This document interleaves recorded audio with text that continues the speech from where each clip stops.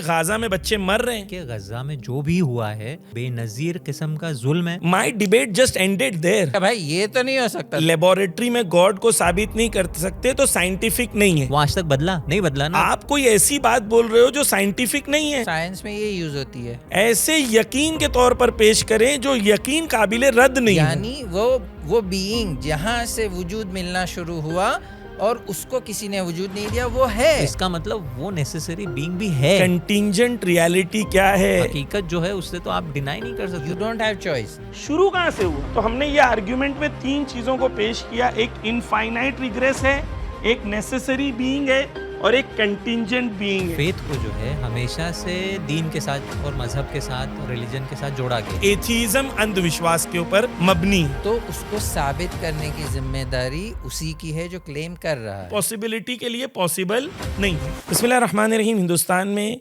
एक डिबेट हुई, टॉपिक था डज गॉड एग्जिस्ट, जिसमें मौलाना मुफ्ती शुमैल नदवी साहब और जावेद अख्तर साहब के बीच में डिस्कशन हुआ। बहुत सारे लोगों ने इसे देखा, शेयर किया। बहुत ही हैपनिंग टॉपिक रहा। इस पॉडकास्ट में जवानों के बहुत सारे सवाल थे। वो ये कह रहे थे कि बहुत सारे हमारे सवाल रह गए, हम प्यासे रह गए। तो ये पॉडकास्ट हम इसलिए रिकॉर्ड कर रहे हैं ताकि आपके उन सवालों को हम लोग यहाँ पर हल कर सकें। उस डिबेट में बहुत सारी ऐसी टर्मिनोलॉजीज इस्तेमाल हुई हैं जो लोगों को नहीं समझ में आई। जावेद अख्तर साहब ने लास्ट में कहा कि ये कंटिंजेंट रियलिटी क्या है, मुझे नहीं समझ में है, जबकि पूरा डिस्कशन और डिबेट इसी टॉपिक के ऊपर था। इसी तरीके से बहुत सारी और इस्तिलाहें हैं, एपिस्टेमोलॉजी है, नेसेसरी बीइंग है, वगैरह वगैरह। इसको हम आज के डिबेट में आम अल्फाजों में आपके लिए प्रेजेंट करने की कोशिश करेंगे।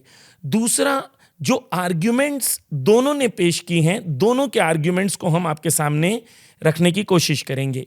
तीसरी चीज़ हम ये करेंगे कि इन्हीं टॉपिक से रिलेटेड रेफरेंस बुक्स हम आपको प्रेजेंट करेंगे कि अगर आप चाहते हैं इसी टॉपिक पे ज़्यादा पढ़ना और ज़्यादा डिटेल में समझना तो हम आपके सामने रेफरेंस बुक्स भी रखेंगे। और लास्ट पॉइंट ये है कि उस डिबेट में जो पॉइंट्स बयान हुए लेकिन जो इश्कालात, जो डाउट्स क्रिएट किए गए, वक्त की महदूदियत की वजह से वो सही से जवाब नहीं दिए जा सके। इन सब सवालों के जवाब जो हैं और इन सब सवालों को हम एक्सप्लोर करेंगे आज के पॉडकास्ट में। आपको अगर कोई ख़ास हिस्से में इंटरेस्ट हो तो आप नीचे चैप्टर में जाके उसी पार्ट को भी देख सकते हैं, क्योंकि पॉडकास्ट ज़ाहिरन थोड़ा लंबा होगा। उम्मीद करते हैं कि आप एंड तक देखें और इसके बाद भी अगर आपके सवाल रह जाएं तो आप कमेंट बॉक्स में ज़रूर लिखें ताकि हम लोग आगे जाके उन सवालों का जवाब दे सकें। हमारे साथ दो हमारे भाई भी हैं, हमारे भी भाई हैं और वो ख़ुद भी दोनों भाई हैं, मौलाना कुमैल भोजानी साहब और मौलाना सलमान भोजानी साहब। आप दोनों को खुश आमदीद कहते हैं इस प्रोग्राम में। शुक्रिया बहुत बहुत। सलाम अलैकुम वरहमतुल्लाह। ठीक है मौलाना, शुरू करते हैं। पहली बात तो ये कि ख़ुद हिंदुस्तान की फ़िज़ा में इस टाइप की डिबेट का होना कि जहाँ पर एक एकेडमिक अंदाज में एक आलिम दीन ने आके अपने आप को प्रेजेंट किया और पूरा एनवायरनमेंट जो है वो इल्म की बुनियाद पर था। आपको क्या लगता है हिंदुस्तान की फ़िज़ा में ये कितना इम्पोर्टेंट है? जी, बहुत अहम कदम था और मेरी नज़र में बड़ा कदम था, क्योंकि देखें हिंदुस्तान की फ़ज़ा में इस तरह की डिबेट्स कि जिसमें आइडियोलॉजिकली जो डिफरेंस ऑफ ओपिनियंस हैं वो इस तरह से आके एक अमन फ़ज़ा में एक क्या कहते हैं कंड्यूसिव एनवायरनमेंट में आके गुफ्तगू हो सके, ये एक निस्बतन नई चीज़ है। वेस्ट में होता रहता है, हम देखते हैं इस तरह की डिबेट्स जो है, मुख्तलिफ़ फ़िरक़ जो है वो आके बैठते हैं, एथिज़म और रिलीजियस ही आके बैठते हैं आपस में। लेकिन हिंदुस्तान में ये एक मुझे लगता है बहुत बड़ा कदम है, एक ट्रेंड सेटर है एक्चुअली, और मुझे लगता है इसका इस्तकबाल होना चाहिए और इस पे मज़ीद काम होना चाहिए और इंशाल्लाह कि इसमें इसको हम एक रेफरेंस पॉइंट भी यहाँ दे दें कि व्यूअर्स के लिए कि अगर किसी को इस टाइप की और भी डिबेट देखनी है तो मेहदी हसन और रिचर्ड डॉकिंस की एक डिबेट है जो इसी टाइप की डिबेट है, डज गॉड एग्जिस्ट पर। जो रिचर्ड डॉकिंस जो वन ऑफ द एथीज़म के जो वन ऑफ द गुरु माने जाते हैं, उनके साथ मेहदी हसन ने एक डिबेट की है। अगर व्यूअर्स चाहते हैं तो उस डिबेट को भी हमने स्क्रीन पर उसका रेफरेंस दे दिया है, अगर जो व्यूअर्स चाहते हैं तो उसे भी देख सकते हैं। जी, बहुत इंपॉर्टेंट था। दूसरी बात, जब शुमैल साहब ने अपना आर्ग्यूमेंट शुरू किया तो उन्होंने कहा कि कुछ चीज़ें हैं जो हम लोग एक्सेप्ट कर सकते हैं, कुछ चीज़ें हम एक्सेप्ट नहीं कर सकते हैं। तो उन्होंने कहा कि भाई हम साइंस को एक्सेप्ट नहीं कर सकते एज अ पैरामीटर कि हम उसकी बुनियाद पर हमारा डिस्कशन करें। तो मैं एक कमेंट पढ़ रहा था, एक लेडी लॉयर हैं, शायद सुप्रीम कोर्ट की लॉयर हैं, उन्होंने कमेंट किया कि भाई my debate just ended there, कि भाई जब आप कह रहे हो कि साइंस का इस्तेमाल नहीं कर सकते हो, एम्पेरिकल नॉलेज का इस्तेमाल नहीं कर सकते हो, तो आप कोई ऐसी बात बोल रहे हो जो साइंटिफिक नहीं है। और जब साइंटिफिक बात ही नहीं है तो आपका विंस है, ख्याल है, आपकी सोच है, आपकी फिक्र है, मेरे लिए इंपॉर्टेंट नहीं है। हाँ, डिबेट बहुत अच्छा हुआ, अदब से बात की, लेकिन क्योंकि साइंटिफिक नहीं था इसके लिए मैं एक्सेप्ट नहीं करती हूँ। एक स्ट्रॉन्ग आर्ग्यूमेंट है, इसका क्या जवाब है? अच्छा, पहले तो ये कि ये स्ट्रॉन्ग आर्ग्यूमेंट है, ये अब पता चलेगा कि कितनी स्ट्रॉन्ग है। देखे, हकीकत को जानने के लिए इंसान के अंदर फैकल्टीज़ है, सेंस परसेप्शन है, देखता है, सूंघता है, टेस्ट, ये 5 सेंसेस जो है। उसके अलावा अक्ल है, 2 + 2 4। उसके अलावा फिर अक्ल को यूज़ करके सेंस परसेप्शन और अक्ल को मिला के एक चीज़ बनती है एक्सपेरिमेंट। साइंस में ये यूज़ होती है। साइंस में ये नहीं होता कि मैंने ग्रेविटी को देख लिया या मैंने ग्रेविटी को सूंघ लिया या टच कर लिया। नहीं, कुछ डेटा होता है जो सेंस परसेप्शन होता है, उसके ऊपर एनालिसिस करने के बाद, मैथमेटिकल फार्मूलाज को यूज़ करने के बाद एक कंक्लूजन लिया जाता है कि ये ग्रेविटी यहाँ पे थी। हर मास जो था, उन दोनों के बीच में हमने एक चीज़ देखी जो एक फोर्स था, जो इस मैथमेटिकल फार्मूला से उसका जवाब दिया जा सकता है। तो हम इसको एक्स्ट्रापोलेट करेंगे। ये 10 जगह हमने 1 मिलियन टेस्ट्स किए फॉर एग्जांपल, जो कि होता नहीं है कभी। 100 टेस्ट्स किए डिफरेंट मास के बीच में, सब जगह पे इसी फार्मूला से हमें पता चला कि इन दोनों में एक पुल है। हम इसको एक्स्ट्रापोलेट करेंगे, यानी ये 100 चीज़ों में जो चीज़ देखी उसको कहेंगे, कॉमन चीज़ को निकाल Generalize चीज़ को निकाल के कहेंगे हर 2 मास के बीच में यही होता होगा। एग्जिस्टिंग डेटा को लेके साइंस प्रेडिक्ट करता है कि यही होता होगा। फिर उसके बाद टेक्नोलॉजी बनती है और उसके बाद इंसान के फ़ायदे होते हैं, एंजॉय करते हैं, और फिर जावेद अख्तर साहब जैसे लोग उसको अपना इफ्तिखार समझते हैं खुदा के सामने। तो साइंस ये है। तो साइंस में देखे, होता ये है कि सेंस परसेप्शन यूज़ होता है। अगर उसके साथ अक्ल यूज़ ना हो तो आप सिर्फ ये कह सकते हैं कि भाई इस 2 चीज़ों के बीच में कुछ मिला मुझे। इसके बाद आप टेक्नोलॉजी बनाने के लिए यानी कुछ 2 कर नहीं चीज सकते। जो है उसको 2 चीजों के दरमियान अगर मुझे एनालिसिस करनी है तो मुझे अक्ल का इस्तेमाल करना है, तभी मैं एनालाइज कर पाऊंगा। अगर अक्ल का इस्तेमाल नहीं करूंगा तो जो मेरे सेंसेस ने रिट्रीव किया है वो इंफॉर्मेशन के दरमियान मैं कोई कोरिलेशन नहीं कर पाऊंगा, क्योंकि मैं अक्ल इस्तेमाल नहीं कर रहा हूं। तो आप कह रहे हैं कि साइंस, जिसको हम एक्सपेरिमेंटल साइंस कहते हैं, या इन्होंने जो टर्मिनोलॉजी इस्तेमाल करी है एम्पिरिकल एविडेंस के जरिए से हकीकत को जानना, तो यहाँ पर एक्सपेरिमेंट्स के जरिए से कुछ हकीकतों को कश्फ किया जाता है और कश्फ करने के बाद वो हकीकतों को इस्तेमाल किया जाता है। ये आप कह सकते हैं एक्सपेरिमेंटल साइंस इस तरीके से। ये एक्सपेरिमेंटल साइंस जी। इसमें सेंस परसेप्शन भी यूज हुआ, अक्ल भी। अक्ल यानी क्या? अक्ल यानी 2 + 2 4 वाली चीज़। अब आके इन्होंने एक सिंपल बात करी, मुफ्ती साहब ने, सिंपल कॉमन सेंस वाली, कि हम लोग आके आपको 2 + 2 4 वाली जो क्वालिटी है, उस क्वालिटी की हम लोग आपको रीजनिंग देंगे। अब ये इसकी क्वालिटी क्यों बेहतर है? क्योंकि आपने वो एक्सपेरिमेंट कर लिया पानी का, पानी को उबाल के देखा, 10 अलग अलग टाइप के पानी आपने देख लिया, 100 डिग्री पे उबल गए। एयर प्रेशर चेंज करके देखा, उसकी प्योरिटी को चेंज करके देखा, सब में 100, 101 इस तरीके से उबला। तो आपने जाके इस्तेदलाल किया, उसे कहते हैं इंडक्शन।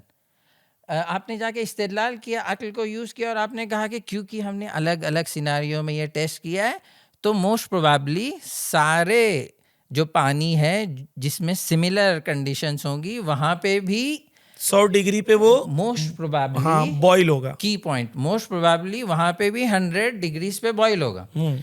इस तरफ तो ये एक स्टेटमेंट है साइंस का, एम्पिरिकल एविडेंस पे बेस्ड एक स्टेटमेंट, एक क्लेम। तो हमारे व्यूअर्स को क्लियर कर दूं कि हम वो जो एम्पेरिकल एविडेंस की बात हो रही है वो हमारे व्यूअर्स के लिए एग्जांपल्स के साथ क्लियर करना चाह रहे हैं। तो ये था एग्जांपल एम्पिरिकल एविडेंस के जरिए से कोई क्लेम करने का। जी। इस तरफ से एक क्लेम है अक्ल का, प्योर अक्ल, वो कह रही है 2 + 2 = 4। अब क्या कोई ये कह सकता है कि बाद में 100 साल बाद क्वांटम फिजिक्स में वो अंदर सब एटॉमिक पार्टिकल्स में जाके हमने एक ऐसी चीज ढूंढ ली जिससे हमने साबित किया 2 + 2 = 4, इट्स 4.1। ये यानी छोटा बच्चा भी जिसको 2 और 4 समझ में आता है वो कहेगा भाई ये तो नहीं हो सकता, तुम जितना साइंस करना है कर लो, ये तो नहीं होगा। साइंटिस्ट भी ये नहीं कहता, कोई नहीं कहता ये। जी, मैं यहाँ पे एक नुक्ता मुझे जहन में आ रहा है, वो कमेंट जो आपने, काफ़ी इंटरेस्टिंग कमेंट लगा मुझे, थोड़ा अजीब भी लगा, क्योंकि अगर आप प्योर मैथमेटिक्स को देखें, यानी आप दूसरे साइंटिफिक फिजिक्स और जिसमें एक्सपेरिमेंट होता है और आप अपने सेंसेस को इस्तेमाल करते हैं, मैथमेटिक्स में आप तो इसी को कंटिन्यू करिएगा, मैं खाली बोल दूं, उनके लिए ये है कि अगर गॉड को फिजिकल लेबोरेटरी में आप साबित नहीं कर सकते, लेबोरेटरी में गॉड को साबित नहीं कर सकते, तो साइंटिफिक नहीं है। तो अभी आप इसको कंटिन्यू करिएगा। यही कह रहा हूँ कि अगर आप प्योर मैथमेटिक्स का डिसिप्लिन अगर आप ले लें तो ना इसमें कोई एम्पेरिकल एविडेंस आपको इसकी ज़रूरत है, कोई आप थोड़ी कोई सेंस परसेप्शन इसमें ज़रूरी होता है 2 + 2 4 करने के लिए, या पूरा मैथमेटिक्स उठा के देख लें, अलजेब्रा देख रहे हैं, पाइथागोरस का जो थियरम है, ठीक है, वो आज तक नहीं बदला ना। तो ये जो जिन्होंने कमेंट दिया है उनसे ये कहें कि वो मैथमेटिक्स क्यों पढ़ती है भाई, क्योंकि ये तो साइंटिफिक नहीं है, यानी ये साइंटिफिक मेथड के अंदर आता ही नहीं है, ये बाहर है ना। और जबकि मैथमेटिक्स सबसे स्ट्रॉन्ग डिसिप्लिन है, क्यों? क्योंकि वो सर्टेनिटी लेके आते हैं, 100% है, ठीक। जबकि एम्पेरिकल साइंस, जिस तरह से सलमान भाई कह रहे हैं कि यहाँ पे आप मोस्ट प्रोबेबली कहेंगे, इसीलिए थियरीज चेंज होती रहती है ना। जी, आप कुछ कह रहे हैं? तो यानी मैं जो समझाऊं इसको मैं व्यूअर्स के लिए, और कि हम बड़ी बड़ी यूनिवर्सिटीज़ में चले जाएं, वहाँ पर यूनिवर्सिटीज़ में अलग अलग फैकल्टीज़ होती हैं। एक फैकल्टी है साइंस की, वहाँ पे लैब भी हैं, वहाँ बायोलॉजी भी पढ़ाया जा रहा है, एक्सपेरिमेंटल साइंस से चीज़ों को चेक भी किया जा रहा है। लेकिन दूसरी तरफ से वहीं पर ह्यूमैनिटीज़ हैं, वहीं पर ह्यूमैनिटीज़ की स्टडीज़ है, मैथमेटिक्स की स्टडीज़ है, सोशल साइंस, ये तमाम स्टडीज़ जो हैं, क्या हम कहेंगे ये साइंटिफिक नहीं है? क्या ये एकेडमिक नहीं है? क्या ये नॉलेज नहीं है? तो अगर कोई ये समझ रहा है कि भाई अगर यहाँ पर एम्पेरिकल एविडेंस जो एक्सपेरिमेंटल साइंस है उसको इस्तेमाल नहीं कर रहे, इसका मतलब ये नॉन साइंटिफिक है, तो आपको एम्पेरिकल साइंस नहीं समझ में आया। ऐसा नहीं है कि ये डिबेट का आर्ग्यूमेंट ये नहीं है कि भाई ये डिबेट के अंदर हम साइंटिफिक मेथड्स नहीं यूज़ कर रहे, क्योंकि वो साइंस यहाँ पर मफहूम जो है दो माना में इस्तेमाल होता है। एक साइंस एज अ सब्जेक्ट है, और एक साइंस को नॉर्मली लोग समझते हैं कि ये साइंस मतलब कि वो कानून इल्मी है। हाँ, यानी इसके बगैर नॉलेज और एकेडमिक कोशिशें और स्कॉलरली काम, सिर्फ साइंटिफिक मेथड, ये जहनों में बैठ गया है। तो अब देखना पड़ेगा क्यों ये प्रोपागेंडा किया किसी ने, या लोगों ने मिस्टेक कर ली। तो यहाँ पर व्यूअर के लिए क्लियर होना चाहिए कि जब ये डिस्कशन हुआ है, डिबेट हुआ है, और उन्होंने, नदवी साहब ने जब कहा कि भाई एम्पेरिकल नॉलेज इस्तेमाल नहीं होगी, तो वो ये नहीं कहना चाह रहे कि हम साइंटिफिक बात नहीं कर रहे हैं, बल्कि टोटली इल्मी, लॉजिकल, फिलोसॉफिकल डिस्कशन है, जो 100% जो उन्होंने कहा डेफिनेटिव आर्ग्यूमेंट है। यहाँ पर एक सेकंड टर्मिनोलॉजी आ गई जो भी व्यूअर के लिए क्लियर कर दे कि डेफिनेटिव आर्ग्यूमेंट का मतलब क्या होता है, और हमारी जो फिलॉसफी है उसके अंदर डेफिनेटिव आर्ग्यूमेंट किसे कहते हैं। तो डेफिनेटिव आर्ग्यूमेंट जिसकी बात मुफ्ती साहब ने की, उसका मतलब उन्होंने एक मिसाल भी दी वहाँ पर, लेकिन अगर उसको डिफ़ाइन करना है तो वो उसका मतलब ये है कि आप एक ऐसा इस्तिदलाल और एक ऐसा प्रूफ लेकर आएँ कि जो यकीन आवर हो, यानी जो जिसका नतीजा सर्टन हो, 100% सर्टन हो, और उसमें आप कोई शक या शुबा ईजाद नहीं कर सकते, कोई डाउट उसमें नहीं क्रिएट कर सकते। मैं अगर बहुत छोटी सी मिसाल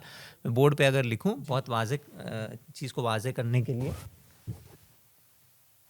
तो ये डेफिनेटिव प्रूफ को अगर आपको बेहतर समझना है तो एक अगर मिसाल मैं दूं आपको, अगर आप कहते हैं कि A = B है, ठीक, और बाद में आप कहते हैं B = C है, ये दो स्टेटमेंट आपके सामने है, ठीक। जब मेरी अक्ल इन दो स्टेटमेंट्स को देखती है तो फौरन मेरी अक्ल ये नतीजा लेती है कि hence A is equal to C होना चाहिए, इससे मैं भाग ही नहीं सकता। तो इसको कहते हैं डेफिनेटिव प्रूफ, कि इसमें आपको 100% क्या है, सर्टेनिटी है कि ये सही ही होगा। ये अक्ल ने मेरे जो है नतीजा लिया, ठीक। जब इन दो स्टेटमेंट्स को देखा तो अक्ल ने मेरे फौरन नतीजा लिया कि A is equal to C होना चाहिए, ठीक। तो यहाँ पर अभी डेफिनेटिव आर्ग्यूमेंट को हम समझे कि एक ऐसा इंडक्शन, एक ऐसा इस्तेदलाल पेश किया जाए जिसके अंदर 100% सर्टेनिटी हो।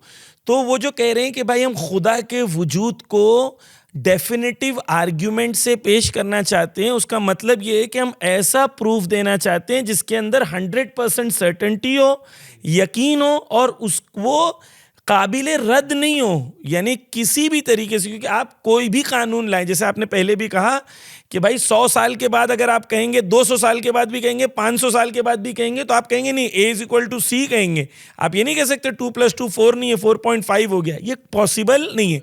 अब यहाँ पर जो आर्ग्यूमेंट जो लोगों को, हमारे मोमिनीन को समझना है कि भाई ये डिस्कशन की बुनियाद इसके ऊपर है कि आर्ग्यूमेंट को इस तरीके से रखा जाए कि खुदा के वजूद को ऐसे यकीन के तौर पर पेश करें जो यकीन काबिले रद्द नहीं हो, यानी ये टोटली डेफिनेटिव आर्ग्यूमेंट का डिस्कशन है। तो यहाँ पर वो बुनियादी बात वो करते हैं, कहते हैं भाई डेफिनेटिव आर्ग्यूमेंट इसे कहते हैं, ठीक है। तो यहाँ पर हमने इस बात को एस्टैब्लिश किया। कुछ ऐड करना है? God is not material, God is non material, तो साइंस का यहाँ पे कुछ काम है ही नहीं। यानी ऐसा नहीं कि साइंस बुरी बात है ना, साइंस अच्छी बात है, यूज करो, लेकिन अपने दायरे में। साइंस खुद कभी क्लेम नहीं करता है कि मैं नॉन मटीरियल चीज़ों की। तो देखिए, 2 सिंपल दलील है। खुदा नॉन मटीरियल है तो scientific method despite of having many advantages यहाँ पे वो काम कर ही नहीं सकती। Second, I am choosing a mode of argument which is more durable, which is more certain, which cannot be refuted. 2 simple चीज़ें। देखिए, इसके बाद वो जो कमेंट की आपने बात की, वहाँ पे शायद प्रॉब्लम ये है कि कुछ लोगों के जहनों में ये है कि एक रास्ता है हकीकत को जानने का, वो भी है साइंटिफिक मेथड। लेकिन वो इस चीज़ से गाफिल है कि साइंटिफिक मेथड खुद अक्ल, 2 + 2 4, mathematics is mother of science. Mathematics के बगैर साइंस हो ही नहीं सकता। न्यूटन सबसे बड़ा मैथमेटिक्स है। आपने मैथमेटिक्स में ही बैचलर्स किया है? नहीं, मैंने इंजीनियरिंग किया है, अब मैं फिलोसॉफी में काम कर रहा हूँ, एपिस्टेमोलॉजी फिलोसॉफी। अच्छा, मैथमेटिक्स में कौन? काजिम भाई ने किया था। देखिए, मुझे फिजिक्स बहुत पसंद है, लेकिन मैं फिजिसिस्ट नहीं हूँ, मैं फिलोसॉफी के फील्ड में हूँ। तो ये जो है, कुछ लोगों के जो कमेंट्स हो सकते हैं कि भाई इन्होंने तो कह दिया साइंटिफिक काम मैं नहीं करूँ, साइंटिफिक बात होनी ही नहीं है, तो डिबेट ख़त्म। लेकिन वर्ल्ड को समझने का, रियलिटीज़ को समझने की तन्हा राह एक्सपेरिमेंट और एक्सपेरिमेंटल मेथड नहीं होती, बल्कि उससे बेहतर रास्ता है जो खुद साइंस भी यूज़ करता है, और हमने वो चूज़ किया है। तो ये अगर जहनों से निकल जाए कि सिर्फ साइंटिफिक मेथड नहीं है, एकेडमिक रिसर्च, स्कॉलरली रिसर्च में एक मेथड एक्सपेरिमेंटल साइंसेस है, उसके अलावा प्योर रैशनल आर्ग्यूमेंट्स भी है, जैसे मैथमेटिक्स, फिलोसफी वगैरह। जब ये समझ में आ जाएगा तो कोई ये बात नहीं करेगा कि मैंने जब ये सुना तो आर्ग्यूमेंट मेरे लिए ख़त्म हो गया, डिबेट मेरे लिए ख़त्म हो। जी, तो ये पॉइंट हमारे लिए क्लियर हो गया। और जिसने भी कहा, एक्चुअली उसकी lack of knowledge, lack of understanding थी और इग्नोरेंस थी, जिसकी वजह से उन लोग ये स्टेटमेंट्स कह रहे हैं। और वो इस तरीके से प्रेजेंट करते हैं कि बहुत ही रैशनल और आर्ग्यूमेंट उन लोग का लॉजिकल आर्ग्यूमेंट है, जबकि वो खुद उनके आर्ग्यूमेंट के अंदर उनका इग्नोरेंस जो है वो सामने आता है। खैर, हम लोग आते हैं हमारे सेकेंड पार्ट की तरफ कि अब हम लोग आते हैं कि जहाँ पर मुफ्ती साहब ने आके, अभी हम लोग जावेद अख्तर साहब के भी आर्ग्यूमेंट्स को लाएंगे और उनको भी रद्द करने की कोशिश करेंगे या प्रेजेंट करने की कोशिश करेंगे और अक्ली उसका जवाब देने की कोशिश करेंगे, ऐसे ही डेफिनेटिव आर्ग्यूमेंट के साथ जो नॉन रिफ्यूटेबल हो। हम सेकेंड क्वेश्चन की तरफ आते हैं कि जावेद अख्तर साहब ने कहा कि भाई कंटिंजेंट रियलिटी क्या है। बहुत ही उनकी तारीफ करनी होगी, यानी वो तस्लीम एतराफ़ किया उन्होंने कि नहीं समझ आ रहा, जबकि वो खुद एक लिटरेट आदमी है, अदबियात के आदमी है, यानी उनकी फील्ड में, यानी शेर और शायरी और अदब में, लेकिन ये फील्ड उनकी नहीं थी। तो उन्होंने कहा कि भाई मुझे नहीं समझ में आया कंटिंजेंट रियलिटी होती क्या है। ठीक है, अच्छा, वो कंटिंजेंट रियलिटी की बात उनको शायद वो टर्मिनोलॉजी नहीं समझ में आई, लेकिन उन्होंने एक इश्काल किया था कि भाई आप लोग बोलते हो कि आप लोग आए कहाँ से, यहाँ पे इनफाइनाइट रिग्रेस की भी बात हो रही है। तो ये दो टर्मिनोलॉजी, कंटिंजेंट रियलिटी और इनफाइनाइट रिग्रेस, ये दोनों चीज़ों को, वो शायद टर्मिनोलॉजी उनको नहीं पता थी, लेकिन उन्होंने एक रद्द किया। उन्होंने कहा कि भाई आप बोलते हो आप कहाँ से, फिर एक जगह जाके आप रुक जाते हो। क्यों रुकते हो आप लोग? भाई हम तो कहीं नहीं रुकते, ये हम रुकते हैं इस दुनिया में ही या यूनिवर्स में ही रुक जाते हैं, हम उससे आगे जाते ही नहीं है। तो ये कंटिंजेंट रियलिटी क्या है, नेसेसरी बीइंग क्या है और इनफाइनाइट रिग्रेस क्या है, ये तीन टर्मिनोलॉजी। और जावेद अख्तर साहब का ये इश्काल के जहां पर वो ये कह रहे हैं कि आप रुक क्यों जाते हो एक जगह पर जाके जिसको आप खुदा बोलते हो। तो ये अगर हमारे व्यूअर्स को सादे अल्फाज में अगर एक्सप्लेन किया जाए, यहीं पर हमें तीन चीज़ें जो हैं, तीन टर्मिनोलॉजीज जो इस्तेमाल हुई हैं, जो पूरा डिस्कशन ये तीन टर्मिनोलॉजी के ऊपर बेस्ड है, और यहीं पर हमें साबित करना है कि खुदा का वजूद है और वो काबिले इनकार नहीं और अक्ली कानून के मुताबिक है। तो ये तीन चीज़ें को हम लोग जो हैं बोर्ड पे समझने की कोशिश करते हैं। आप लोग मेरी हेल्प करिएगा इंशाल्लाह।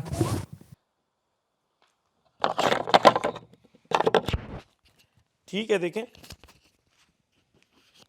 कोमेल भाई करेक्ट करिएगा मेरे को, ठीक है ना। तो हम लोग कहते हैं सबसे पहले यहाँ पर डिस्कशन किस बात पे है, कंटिंजेंट बीइंग, ठीक है।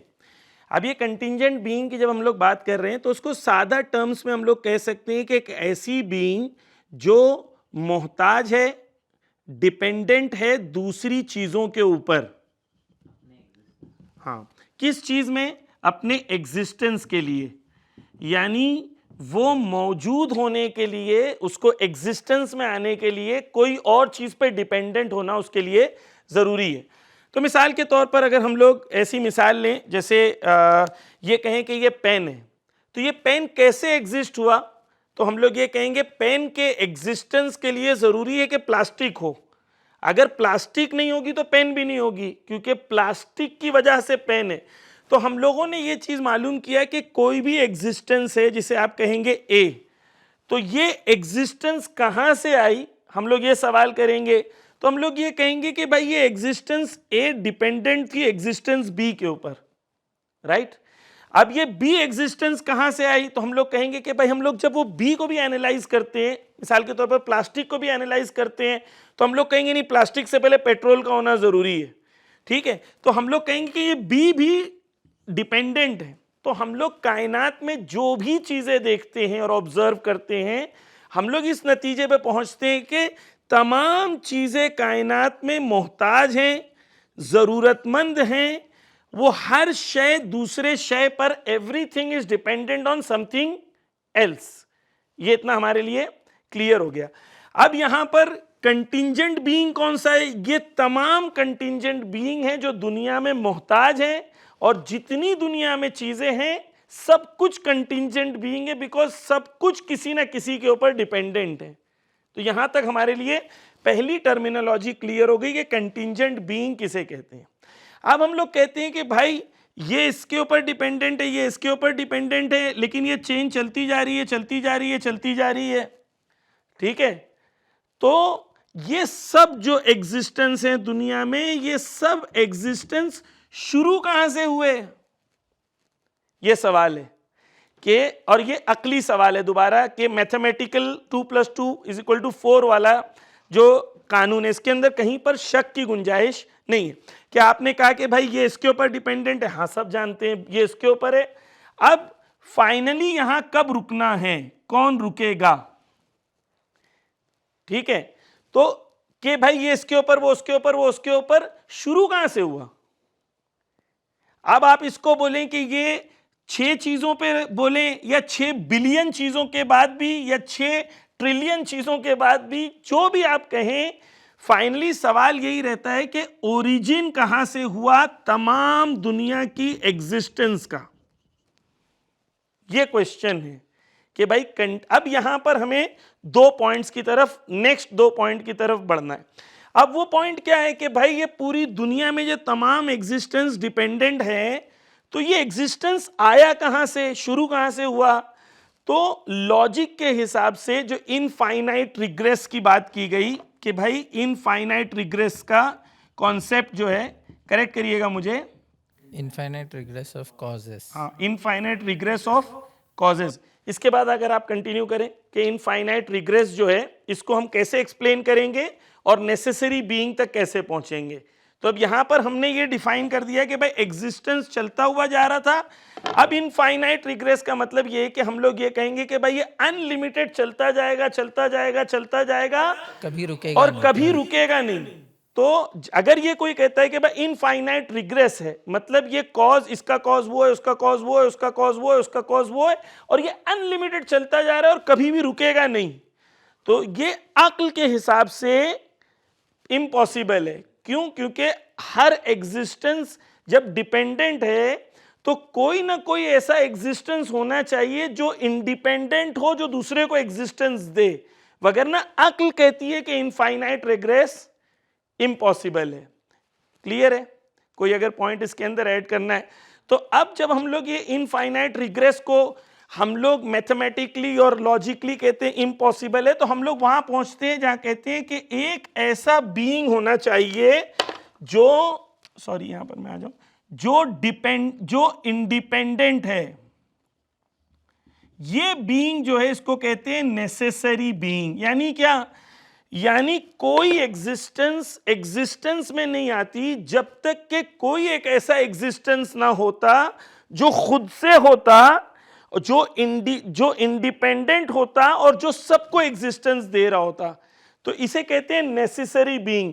तो हमने ये आर्ग्यूमेंट में तीन चीजों को पेश किया, एक इनफाइनाइट रिग्रेस है, एक नेसेसरी बीइंग है और एक कंटिंजेंट बीइंग है।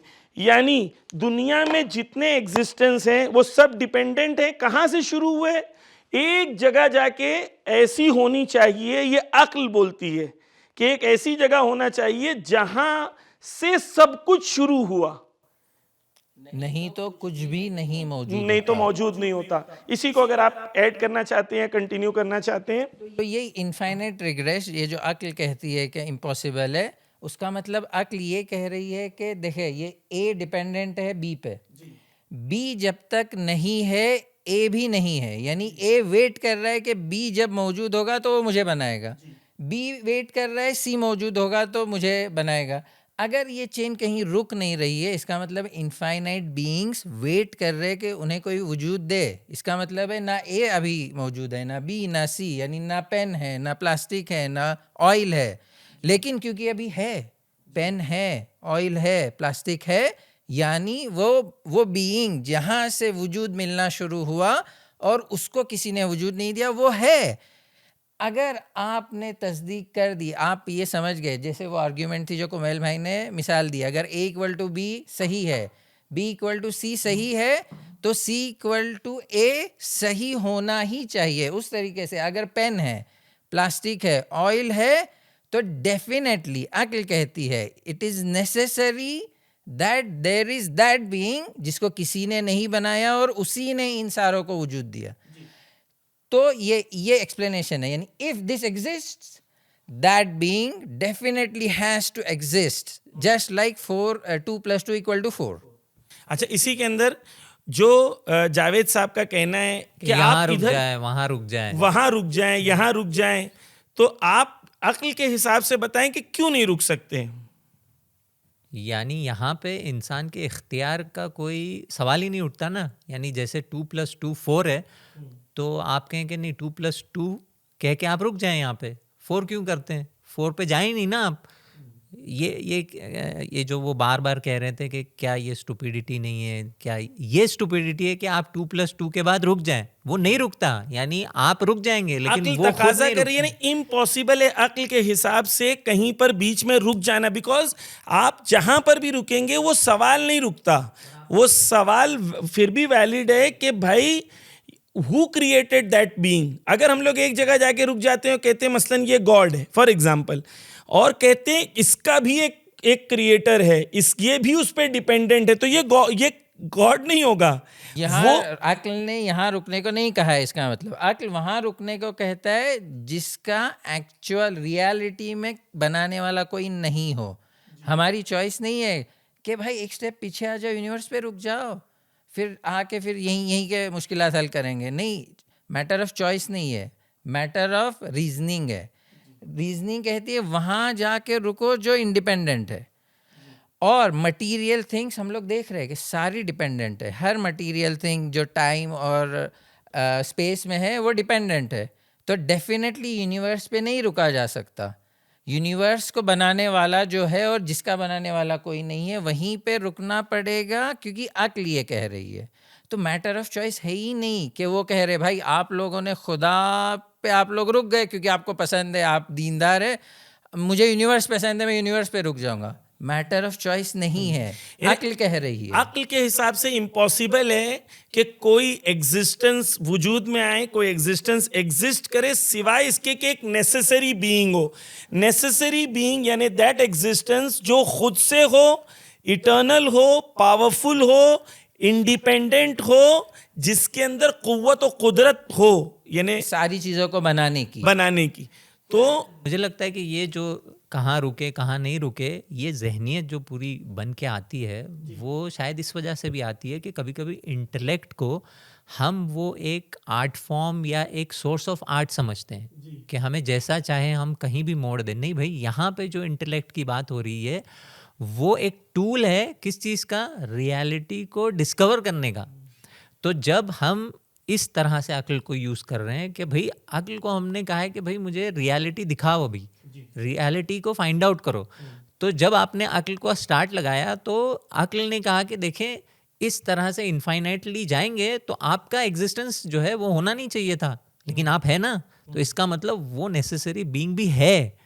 ठीक है, तो यहाँ पे रुकने का कोई सवाल नहीं आता यहाँ। और यहाँ पे अक्ल आपको हकीकत जो है वो डिस्कवर करके दे रही है। ठीक है, और हकीकत जो है उससे तो आप डिनाई नहीं कर सकते, उसको तो डिनाई नहीं कर सकते आप। चलिए कंक्लूड करते हैं कि हम ये कहते हैं कि ये दलील जो है 2+2=4 की तरह डेफिनेटिव दलील है। ये क्यों कहते हैं? क्योंकि यहाँ पे वही जो एग्जांपल इन्होंने दिया था, A=B if this is right, B=C if this is right, then definitely A=C is right. You don't have choice. यहाँ भी ये जो एक्सप्लेन किया गया, इससे यही पता चला अगर A है, B है, C है, यानी that thing which started giving these things existence, that has to exist. Yes. That's why this is definitive. Definitive. तो अक्ली कानून के मुताबिक हम कहते हैं कि ये डेफिनेटिव आर्ग्यूमेंट है कि अगर बीइंग है तो जो डिपेंडेंट है तो एक इंडिपेंडेंट बीइंग का होना, जो नेसेसरी बीइंग है उसका होना जरूरी है। तो ये हम लोग आर्ग्यूमेंट के जरिए से ये बात को प्रेजेंट करते हैं। और ये चॉइस की बात नहीं, अक्ली कानून है। आपको नहीं पसंद आता तो आप इसके खिलाफ एक अक्ली दलील दें। हाँ, ये नहीं कह सकते कि भाई एक विम्स और फैंसीज की बात नहीं कर सकते। अगर मन है रिफ्यूट करने का तो फिलोसॉफी पढ़ के इसी आर्ग्यूमेंट को आके रिफ्यूट करे, जो कि मुफ्ती साहब ने ये कहा पहले ही कि मैं आर्ग्यूमेंट दे रहा हूँ, आप मुझे आर्ग्यूमेंट दे, मैं कबूल कर लूंगा अगर लॉजिकल हो। जी, जो लॉजिक के हिसाब से इम्पॉसिबल है, बिकॉज ये इनफाइनाइट रिग्रेस आता है। इनफाइनाइट रिग्रेस को भी एक्सप्लेन कर दें अगर 1 मिनट में।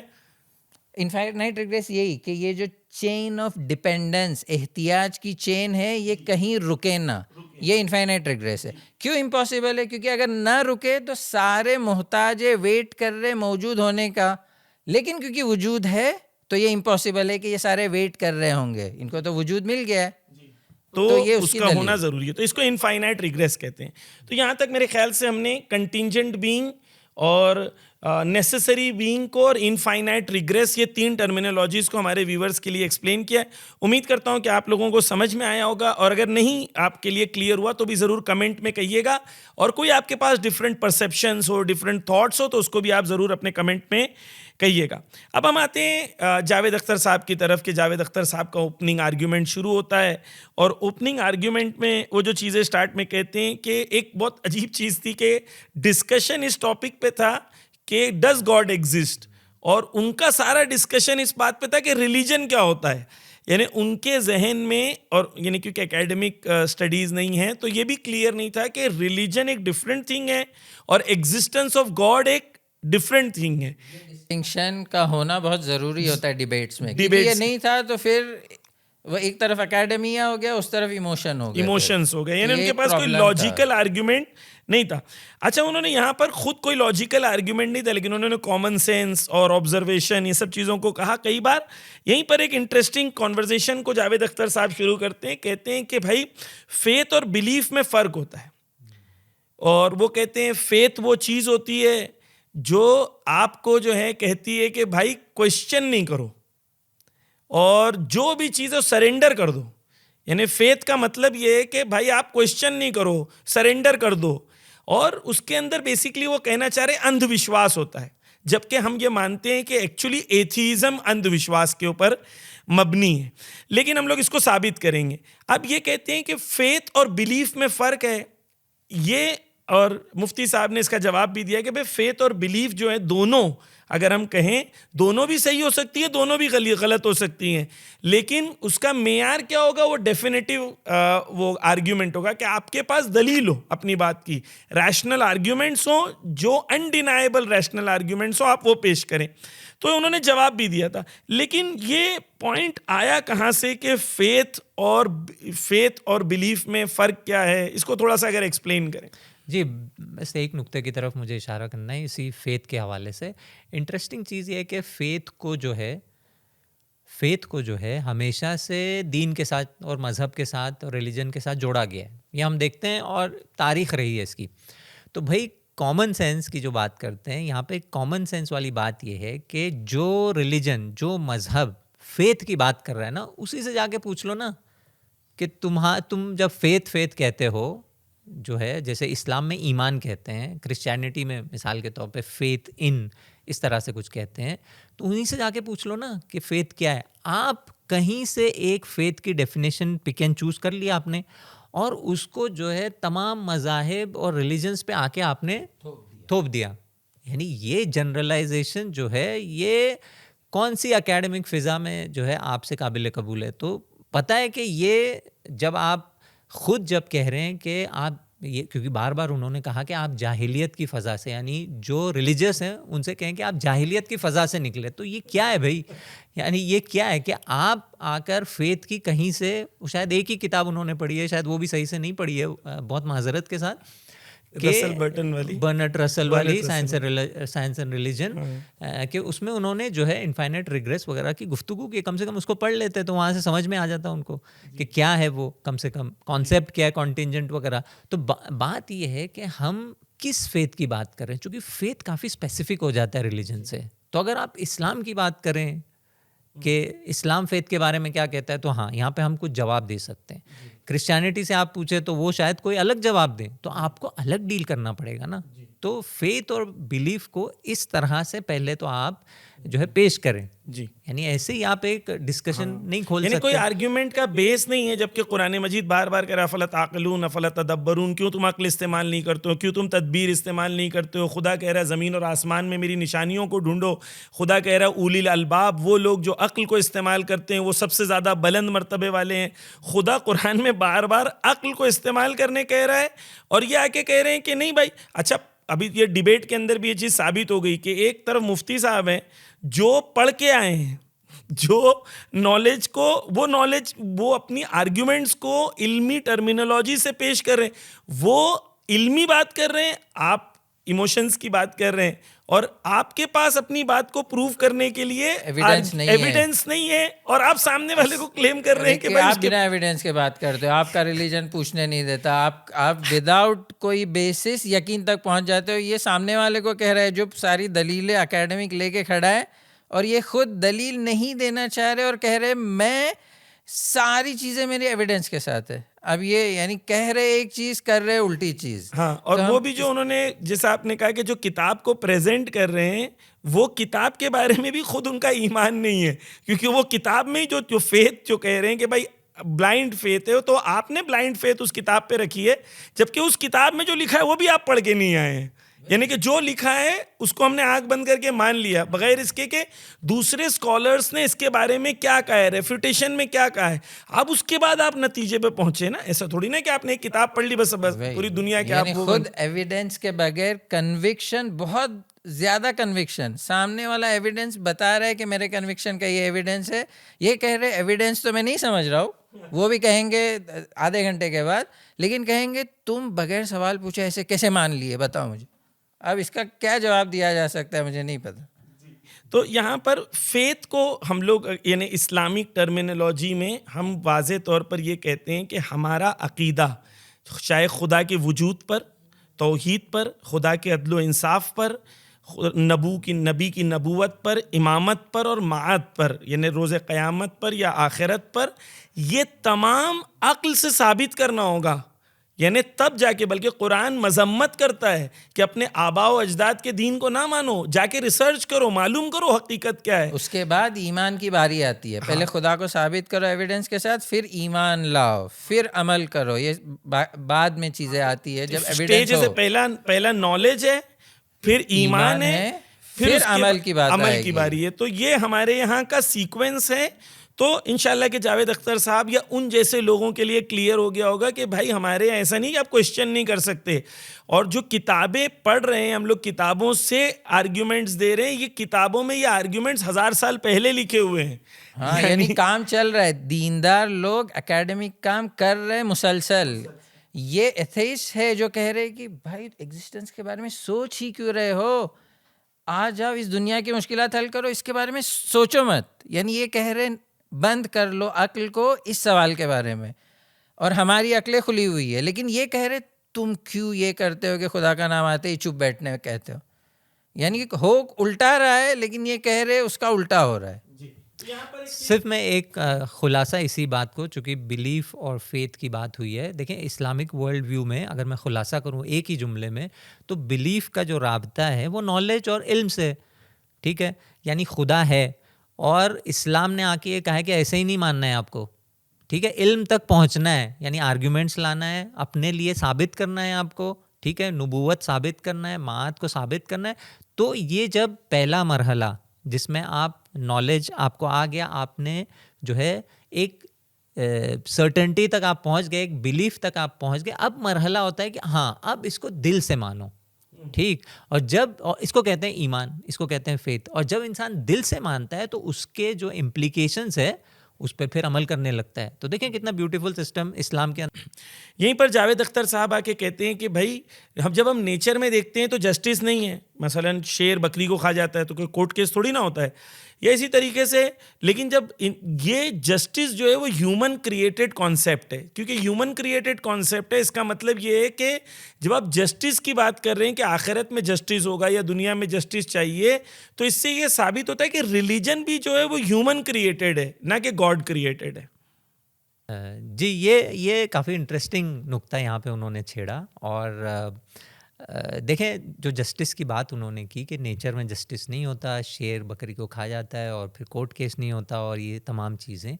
देखिए जस्टिस का जो कॉन्सेप्ट है ये कहाँ पे सेंस बनता है, इस कॉन्सेप्ट का कहाँ पे सेंस बनता है, जहाँ पे किसी तरह की एजेंसी हो, यानी ह्यूमंस के अंदर एक ह्यूमन एजेंसी है जिसको हम फ्री विल भी कहते हैं, ठीक है ना, उसके पास एक इख्तियार है।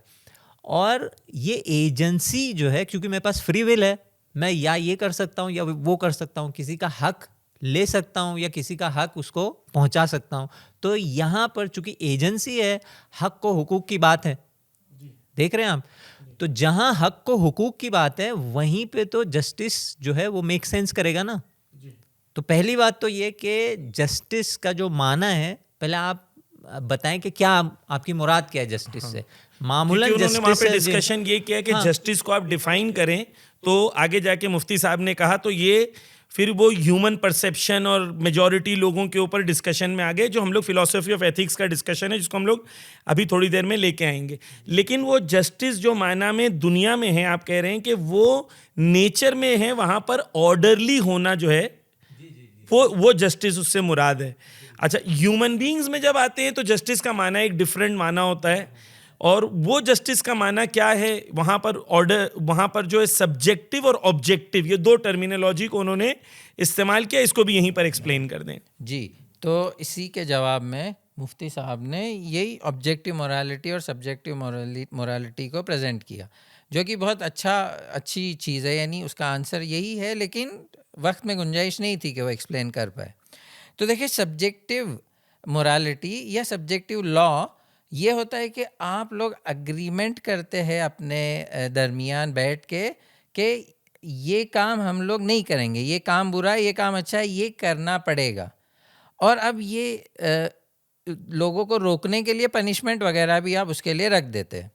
जहाँ पे इस तरह से आप डिसाइड करते हैं कि ये सही है ये गलत, उसे कहते हैं ऑब्जेक्टिव सब्जेक्टिव लॉ या सब्जेक्टिव मोरालिटी। तो ऑब्जेक्टिव और सब्जेक्टिव का माना यही होता है, एक रियलिटी जो हमारे प्रेफरेंसेस से इंडिपेंडेंट हो, यानी that water is hot, this is an objective reality, because even if I prefer it not to be hot, वो हॉट ही है। मेरे प्रेफरेंस, मेरी एग्रीमेंट, मेरी चाहते उस रियलिटी में कोई असर नहीं रखती। एक होता है कि हम लोगों ने डिसाइड कर लिया है कि we should not do this. मिसाल के तौर पर ट्रैफिक रूल्स या लेफ्ट हैंड ड्राइव या right left hand drive, side drive या राइट हैंड साइड ड्राइव, ये अच्छा एग्जांपल है डिसीजन मेकिंग के वजह से बनने वाली शुड और ऑट और good and bad. For example, यानी देखे, अब जब कानून बनाना है तो कुछ कंट्रीज़ ने कानून बना दिया कि लेफ़्ट हैंड साइड से ही ड्राइव करो, नहीं तो जरीमा, आपको फ़ाइन होगी, और अगर एक्सीडेंट हो गया तो फिर जेल वगैरह जाना पड़ेगा अगर आपकी गलती है। और कुछ कंट्रीज़ ने आके कहा कि राइट हैंड साइड। खूब, this was a matter of choice. लेकिन तो ये हो गया सब्जेक्टिव, यानी preference, your preference, some people's preference resulted in good and bad. लेकिन देखिए, यहीं पे आप सोचे कि क्या सारी चीज़ें इस तरह से बैठ के गुड एंड बैड हो सकती है? हत्ता ये भी जो आपने डिसाइड किया कि एक ही साइड से जाना है, सिर्फ प्रेफरेंस कर ले लो कि आपको कौन सी पसंद है, राइट या लेफ्ट। लेकिन ये तो आप समझ गए थे कि एक ही साइड से जाना है। क्यों? क्योंकि अगर एक ही साइड से नहीं, कोई हर बंदा हर तरफ से जाने लगेगा तो सेफ्टी खतरे में पड़ जाएगी। सेफ्टी इज़ गुड, ये थोड़ी ना मैटर ऑफ डिसीजन और प्रेफरेंस है। ये तो एक फैक्ट है जिसको अगर कोई डिनाई करे तो उससे हम कहेंगे भाई तू ये क्या कर रहा है, ये तो होना ही है। यानी this is not a matter of choice के यू सिट एंड डिसाइड के safety in driving is good और बैड। भाई वो तो अच्छी है ही, इसीलिए आप सेफ्टी तक कैसे पहुंचा जाए उसके अंदर प्रेफरेंस है, लेकिन खुद सेफ्टी का होना, इसी तरीके से जो हमारा आर्ग्यूमेंट है जस्टिस का होना, वो सब्जेक्टिव नहीं है, वो ऑब्जेक्टिव मोरालिटी है। उसको इम्प्लीमेंट करने के लिए कभी कभी प्रेफरेंस, दोनों प्रेफरेंस इक्वल होते हैं उसको मुहक्कक करने में, उसको वजूद में लाने, इसलिए वहाँ पे सब्जेक्टिव लॉ, सब्जेक्टिव मोरालिटी चल जाती है, आप चूज कर ले। लेकिन ये चूज भी हम इसलिए करते हैं ताकि एक ऑब्जेक्टिव जस्टिस, एक ऑब्जेक्टिव गुड था जिस तक हमें पहुंचना था, और that was never matter of your choice. तो इसी वजह से अगर हम कोई ऐसा प्रेफरेंस करें कि जिससे केओस हो रहा है, ठीक है, तो हत्ता सारे मिल के कर लें, ये आपस में जमा हो जाए सब कुछ, हम कहें कि हम कुछ ऐसा करेंगे जिसमें अनारशी आ जाए मसलन, हाँ, या अफरा तफरी हो जाए, कोई कबूल करेगा? नहीं करेगा।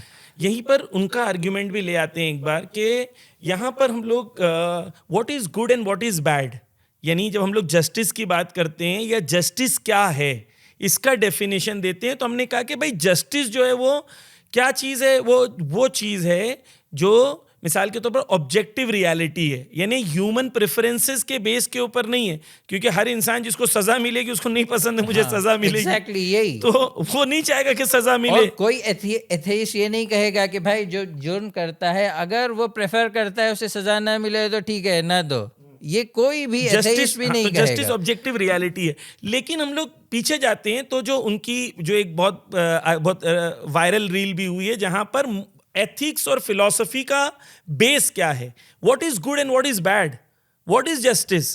तो जब उनसे पूछा गया जावेद अख्तर साहब से कि भाई जस्टिस क्या होती है या मॉरलिटी क्या होती है, एथिक्स क्या होती है, उनसे जस्टिस के बारे में पूछा गया, तो उन्होंने कहा कि जो मेजॉरिटी लोग मिलकर डिसाइड करें वो जस्टिस होगी। तो उन्होंने कहा कौन सी मेजॉरिटी, तो हाँ देखिए, ये वहीं पे ये आर्ग्यूमेंट की वीकनेस वहीं पे साबित हो गई कि उन्होंने कह तो दिया मेजॉरिटी, फिर जब काउंटर क्वेश्चन हुआ तो उनको चेंज करना पड़ा ना पूरे दुनिया की मेजॉरिटी। फिर कुछ टाइम के बाद वो खुद उन्होंने वो पशेमान हो गए, he started regretting, he is like even if I had said that, उसे हटा दे, लोग तो समझ लेते हैं कि क्या सही है क्या गलत। अब यहाँ से मैं वहाँ जाना चाह रहा हूँ कि जो उन्होंने कहा कि morality without God is not possible. लोग समझ लेते हैं यानी क्या, यानी फितरत, यानी इस तरीके से बनाया गया है लोगों को कि वो समझ लेते हैं एटलीस्ट कुछ जगहों पे कि क्या सही है क्या गलत है। हाँ, ये एक्चुअली मैं एक जगह पढ़ रहा था, ये एक्चुअली ये आर्ग्यूमेंट कि इंसान खुद समझ सकता है, ये दलील है कि इंसान खिलकत खुदा है, इंसान इज अ क्योंकि क्रिएशन। एक बड़ा कॉन्शियस है वहां पे जिसके अंदर ये गुड एंड बैड की सलाहियत है, इंडिपेंडेंट सलाहियत है, जिसने इसको बनाया है ना। बनाया है और इसको वो फितरत पे पैदा किया है, जिस फितरत के मुताबिक वो खुद जस्टिस को देख के, मिसाल के तौर पर जस्टिस आपको ट्रेन नहीं करना पड़ता है। एक बच्चे को अगर कोई तमाचा मार रहा है तो आप खुदा को मारे, दीन को माने, कुछ भी नहीं माने, आप बोलेंगे कि ये जुल्म हो रहा है। मुझे बताएं किसने कहा आपको ये बोलने के लिए कि जुल्म हो रहा है? आपने कौन से कानून से सीखा? कौन से पार्लियामेंट में बैठ के ये बच्चा उसने एग्रीमेंट की थी? नहीं किया। तो यहाँ पर ये समझ में आता है कि तुम्हारा कॉन्शियसनेस, अल्लाह ने जो कुरान में खुदा कहता है कि मैंने तुम्हें अपनी फितरत पे पैदा किया है, यहाँ पर ये समझ में आता है। तो ये जावेद अख्तर साहब का जो आर्ग्यूमेंट है, एक्चुअली यही बेस आर्ग्यूमेंट बनता है खुदा के वजूद को साबित करने के लिए कि तुम्हें एक फितरत पे पैदा किया गया और वो फितरत जो है वो अल्लाह ने खल्क की है। तुम्हें ऐसा खल्क किया गया है कि तुम हमेशा जस्टिस के ख्वाह रहते हो, हमेशा तुम जस्टिस को चाहते हो। तो ये मुझे लगता है कि एक आर्ग्यूमेंट जो उनका जस्टिस से रिलेटेड था, वो आर्ग्यूमेंट हम लोगों ने यहाँ पर प्रेजेंट कर दिया। अब इसमें ये भी ऐड शायद करना बेहतर है कि फितरत समझ लेती है जस्टिस क्या है और कुछ चीज़ों को आराम से समझ लेती है, लेकिन शायद सारे उसके मसादिक, उसके सारे इंस्टेंसेस, उसके सारे मवारिद वो समझने के लिए खुदा ने पैगम्बरान को भेजा शरीयत के साथ, ताकि वो डिटेल्स में भी समझा दे कि ऐसा हुआ तो ये करो, ये इसका हक है, ये जस्टिस। तो ऐसा भी नहीं कि खुदा ने सारी इन्फॉर्मेशन डाल के भेज दिया है, रसूल को भेजने की ज़रूरत नहीं है। इस फ्री विल और एग्ज़ाम का जो निज़ाम है, इसमें खुदा ने हमें अक्ल दी, फितरत दी, रसूलों को भेजा, शरीयत दी, ताकि हम उसके मुताबिक हमारे फ्री विल को सही से यूज़ करके जस्टिस को पूरे दुनिया में इस्टेब्लिश करें, ताकि उन कमालात तक पहुँचे जहाँ कोई मौजूद नहीं पहुँच सकता। सलमान भाई, यहाँ पर मैं एक बात और कहना चाह रहा हूँ कि इंसान को तो पता है जस्टिस होना चाहिए, है ना, लेकिन वो जब जस्टिस उसके खुद के खिलाफ इस्तेमाल होती है तो इंसान को पसंद नहीं आता है, पसंद नहीं आता है ना? कभी कभी तो जस्टिस का कॉन्सेप्ट सबको पसंद आता है, लेकिन वो जस्टिस इम्प्लीमेंटेड सबको पसंद नहीं आती है, जबकि अक्सर अच्छे लोगों को पसंद आएगी। इसीलिए रिलीजन का होना ज़रूरी है, शरीयत का होना ज़रूरी है, और ये क्लियर होना कि क्या करना सही है, क्या किसका क्या हक है, ये डिटेल्ड इसकी इंफॉर्मेशन ज़रूरी होती है, ताकि इम्प्लीमेंट हो सके जस्टिस जो सब लोग समझते हैं इट्स गुड। लेकिन कभी कभी हम लोग खुद उसको मैनिपुलेट करने के लिए रेडी होते हैं, क्योंकि प्रेफरेंस के खिलाफ है, तो डिटेल शरीयत की ज़रूरत होती है। और स्पेशली जो लोग इन पावर होते हैं वो हमेशा अपने पावर का इस्तेमाल करेंगे, कभी भी उन लोगों को जस्टिस पसंद नहीं होगी।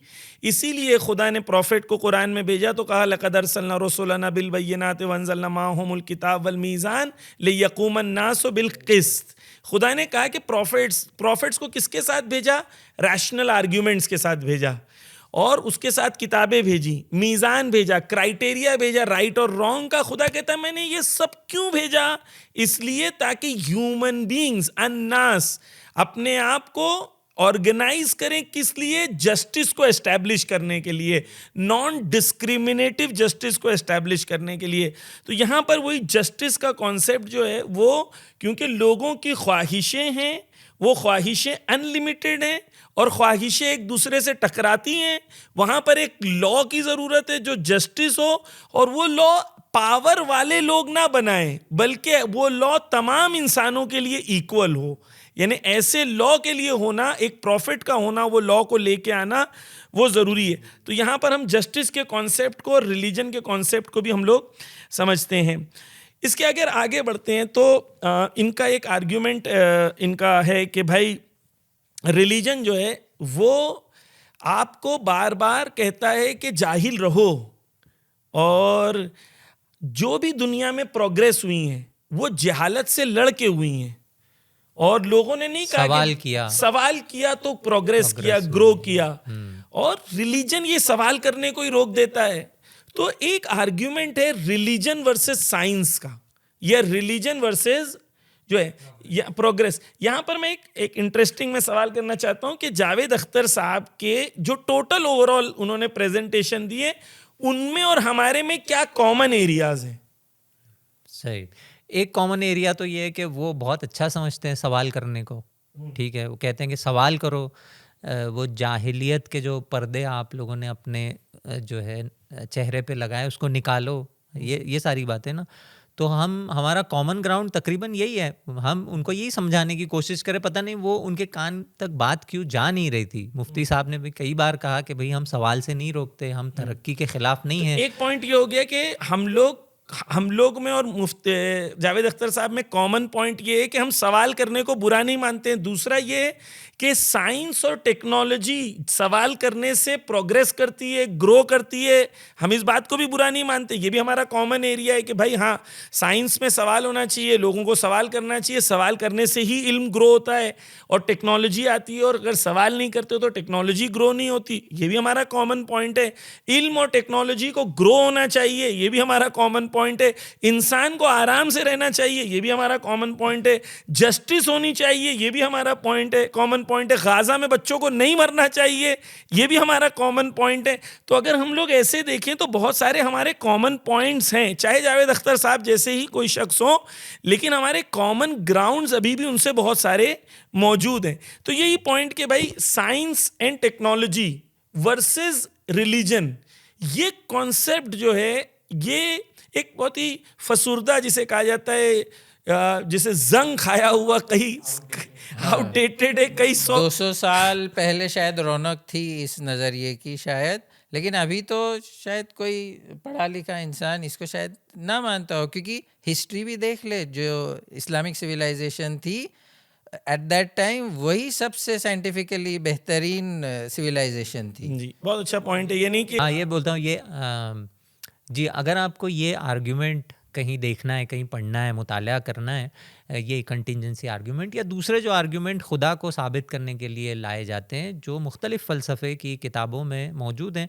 एक किताब है फ़िलोसॉफ़िकल इंस्ट्रक्शंस आयतुल्लाह मिसबाह यज़दी की, वहाँ पे हमारे जो व्यूअर्स हैं वो जाके देख सकते हैं। और मुख्तलिफ़ दूसरी किताबें भी मौजूद हैं। इंट्रोडक्शन टू फ़िलोसफ़ी है, शहीद मुर्तज़ा मुताहरी की ये किताब है, तो इसमें आप देख सकते हैं। और मज़ीद दूसरे भी रेफरेंसेस हैं अगर जी। अगर थोड़ा कम टेक्निकल अगर बयान देखना है तो आयतुल्लाह मिसबाह यज़दी की दूसरी किताब है थियोलॉजिकल इंस्ट्रक्शंस, उसमें भी ये सारी आर्ग्यूमेंट्स है, थोड़ा डाइल डाउन किया हुआ है, फ़िलोसॉफ़िकल बयान से थोड़ा उसको आसान करके बयान किया गया है। इसके अलावा दूसरी किताबें भी है, नोइंग गॉड alislam.org पे मिल जाएगी। नोइंग गॉड कोई हुज्जतुल इस्लाम लारी ने लिखी है, उसमें भी मुस्तफ़ा लारी, उसमें भी मिल जाएगी आर्ग्यूमेंट्स। तो इस तरह से अगर कोई टेक्निकली 1 by 1 ये प्रेमिसेस को देखना चाहे तो किताबें हैं, मौजूद है। और अगर आपको नहीं समझ में भी आ रहा है तो जैसे स्क्रीन पे हम शेयर कर रहे हैं, लेकिन उसके अलावा अगर आप हमारी टीम से कांटेक्ट कर सकते हैं, कमेंट कर सकते हैं, ईमेल कर सकते हैं, वो भी हम लोग जो है आपके साथ शेयर कर देंगे। अच्छा, जस्टिस ऑफ गॉड के सिलसिले में आर्ग्यूमेंट्स जो हैं हमने थोड़ा सा डिस्कशन किया। इसके सिलसिले में शहीद मुर्तज़ा मुताहरी की किताब है जस्टिस ऑफ गॉड, वो al-islam.org किताब ये अवेलेबल है। तो जो व्यूअर्स इसके बारे में और भी ज़्यादा पढ़ना चाहते हैं तो डेफिनेटली जाइए, पढ़िए, बिकॉज एक पॉडकास्ट में हो सकता है कुछ चीज़ें हम बयान करें, सब पॉइंटर्स की तरह हैं। आप ज़्यादा डिटेल पढ़ने के लिए आपको खुद पढ़ना आपके लिए ज़रूरी है। जी भाई, आप तो पढ़ने के लिए कह रहे हैं यहाँ पे फिर से। जी हाँ, यानी एक और ये कि हम अपने व्यूअर्स को कह रहे हैं जाके पढ़ें, इल्म हासिल करें। तो जो हमारे जावेद अख्तर साहब का आर्ग्यूमेंट था कि आप पढ़ने से मना करते हैं, सवाल करने से मना करते हैं, एक बार इनको एक्चुअली ईरान लाना चाहिए कि ईरान में किस तरीके से आयतुल्लाह खामेनाई बैठे होते हैं और जवान आके किस तरीके से सवाल करते हैं, हत्ता इंतकाद करते हैं, क्रिटिसाइज करते हैं सिस्टम को, गवर्नमेंट को। कल एक रील क्लिप देख रहा था कि एक जवान लड़का बीच प्रोग्राम में आयतुल्लाह खामेनाई बैठे थे और वो खड़ा हो गया, बोला कि मुझे आपसे एक बात करनी है, और सब शौक थे कि पीछे कोने में से खड़े होकर जोर से बोल रहा है। आयतुल्लाह खामेनाई उसको देख रहे थे।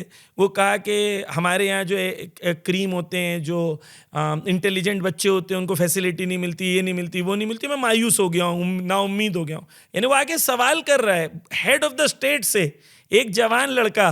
फिर वो कहता है कि मुझे आपसे बचपन से मेरी तमन्ना थी कि मैं आपके पास बैठूं और आपके हाथ को चूमूं।